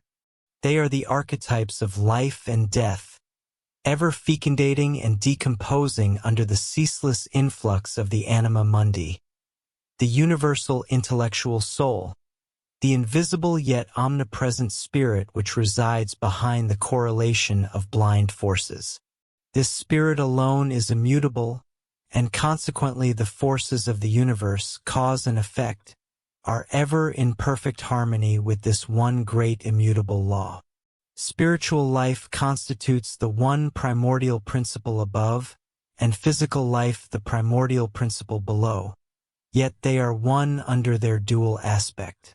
When the spirit is completely untrammeled from the fetters of correlation, and its essence has become so purified as to be reunited with its cause, it may, and yet who can ascertain whether it truly will, obtain a glimpse of the eternal truth. Until that juncture, let us not erect for ourselves idols in our own image, nor accept shadows for the eternal light. The greatest error of the age was the attempt to compare the relative merits of all ancient religions, and to scoff at the doctrines of the Kabbalah and other so-called superstitions. The archaic wisdom religion, or the secret doctrine embodied in the Oriental Kabbalah, did not vanish with the Philhellethians of the last eclectic school. Gnosis lingers still on earth, and its votaries are multitudinous, albeit unknown. We have known several brother adepts who, to their great merriment, have had the history of their lodges, the communities in which they resided, and the wondrous powers which they had exercised for many long years, derided and denied by unsuspecting skeptics. Yet truth is stranger than fiction, and this ancient adage finds its application in the case at hand. The wisdom of the archaic ages, or the secret doctrine embodied in the Oriental Kabbalah, of which, as we have averred, the rabbinical is but an abridgment, did not perish with the Philhellethians of the last eclectic school. The gnosis endures still on earth, and its votaries are many, albeit unknown. Such secret brotherhoods have been alluded to prior to Mackenzie's time by more than one distinguished author. If they have been regarded as mere fictions of the novelist, that circumstance has only assisted the brother adepts in preserving their incognito with greater facility. We have personally maintained acquaintance with several such individuals who, to their considerable amusement, have witnessed the history of their lodges, the communities in which they resided, and the miraculous powers they had exercised for many long years, ridiculed and repudiated by unsuspecting skeptics in their very presence. Certain members of this fraternity pertain to small coteries of travelers. Until the conclusion of the felicitous Louis-Philippian reign, they were pompously designated by the Parisian garçon and merchant as foreign nobility. They were innocently presumed to be boyards, Wallachian gospodars, Indian nabobs, and Hungarian margraves, who had congregated in the capital of the civilized world to admire its monuments and indulge in its dissipations. There exist, however, individuals sufficiently audacious to associate the presence of certain among these mysterious guests in Paris with the momentous political events that subsequently transpired. Such observers recall, as highly remarkable coincidences at the very least, the outbreak of the Revolution of '93 and the anterior collapse of the South Sea Bubble, occurring shortly after the appearance of noble foreigners who had convulsed all of Paris for varying durations, whether through their mystical doctrines or their supernatural endowments. The Saint-Germains and Cagliostros of the present century, having assimilated bitter lessons from the vilifications and persecutions of antiquity, currently pursue divergent tactics. Had the keys to the hieratic writings and the secrets of Egyptian and Hindu symbolism been known to the Christian fathers, they would not have permitted a single monument of antiquity to remain unmutilated. Yet, there are numerous such mystic brotherhoods that possess no connection with civilized nations, and it is within their obscure communities that the skeletons of the past are concealed. These adepts could, were they so inclined, lay claim to extraordinary ancestry and exhibit verifiable documentation that would elucidate many a mysterious page in both sacred and profane history. Had the keys to the hieratic scriptures and the arcana of Egyptian and Hindu symbolism been revealed to the Christian fathers, they would not have suffered a single ancient monument to stand unblemished. And yet, if we are well informed, and we believe ourselves to be so, there existed not a single such monument throughout Egypt where the secret records of its hieroglyphics were not meticulously registered by the sacerdotal caste. These records persist, although they are not extant for the general public, even if the monuments themselves may have vanished forever from human sight. Even the Copts, the sole remnants of the true Egyptian race, maintain silence. Of the 47 tombs of the kings near Gorna, recorded by the Egyptian priests in their sacred registers, merely 17 were known to the public according to Diodorus Siculus, who visited the location approximately 60 years before Christ. Notwithstanding this historical evidence, we assert that the entire number exists to this day, and the royal tomb discovered by Belzoni among the sandstone mountains of Biban al-Muluk is but a feeble specimen of the remainder. We shall add, furthermore, that the Arab Christians, the monks scattered throughout their impoverished, desolate convents on the borderlands of the great Libyan desert, are cognizant of the existence of such unbetrayed relics. Yet they are Copts, the sole remnants of the true Egyptian race. And, as the Copt predominates over the Christian monk in their natures, they remain silent, for reasons it is not our province to divulge. There are those who surmise that their monastic attire is merely a subterfuge, and that they have selected these desolate abodes amidst arid deserts, surrounded by Mohammedan tribes, for ulterior purposes of their own. Be that as it may, they are held in high esteem by the Greek monks of Palestine. Furthermore, a rumor is current among the Christian pilgrims of Jerusalem, who throng the Holy Sepulchre at every Easter, that the holy fire from heaven never descends so miraculously as when these monks of the desert are present to invoke it through their prayers. The kingdom of heaven suffereth violence, and the violent take it by force. Numerous are the candidates at the portals of those presumed to discern the path leading to the secret brotherhoods. The vast majority are refused admittance, for the rosy cross becomes, and is not made. Many indeed are the candidates at the doors of those supposed to possess knowledge of the path leading to the secret brotherhoods. The overwhelming majority are denied entry, and these rejected suitors turn away, interpreting the refusal as evidence of the non-existence of any such secret society. Of the minority accepted, more than 2/3 fail upon trial. The seventh rule of the ancient Rosicrucian brotherhoods, which is universal among all genuine secret societies, that the rosy cross becomes and is not made, is more than the generality of men can endure having applied to themselves. But let no one suppose that among the candidates who fail, any will divulge to the world even the trifle they may have acquired, as certain Masons are wont to do. None understand better than themselves how improbable it is that a neophyte should ever speak of that which was imparted to him. Thus, these societies shall continue, hearing themselves denied without uttering a syllable, until the day arrives for them to cast off their reserve and demonstrate how completely they are masters of the situation. End of the book Jesuitry in Masonry.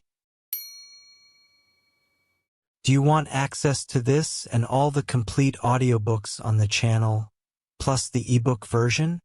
Click the link in the description or scan the QR code in the left corner of the screen to access our library, where you can listen to your favorite esoteric books without ad interruptions, lock your screen, or use other apps while the narration plays, and even download the ebook version to follow along as you listen. Listen on your computer via web browser, or download the app from the Play Store. After subscribing, you will receive an email with your login details, password, and step-by-step instructions on how to access the books through the Hotmart app.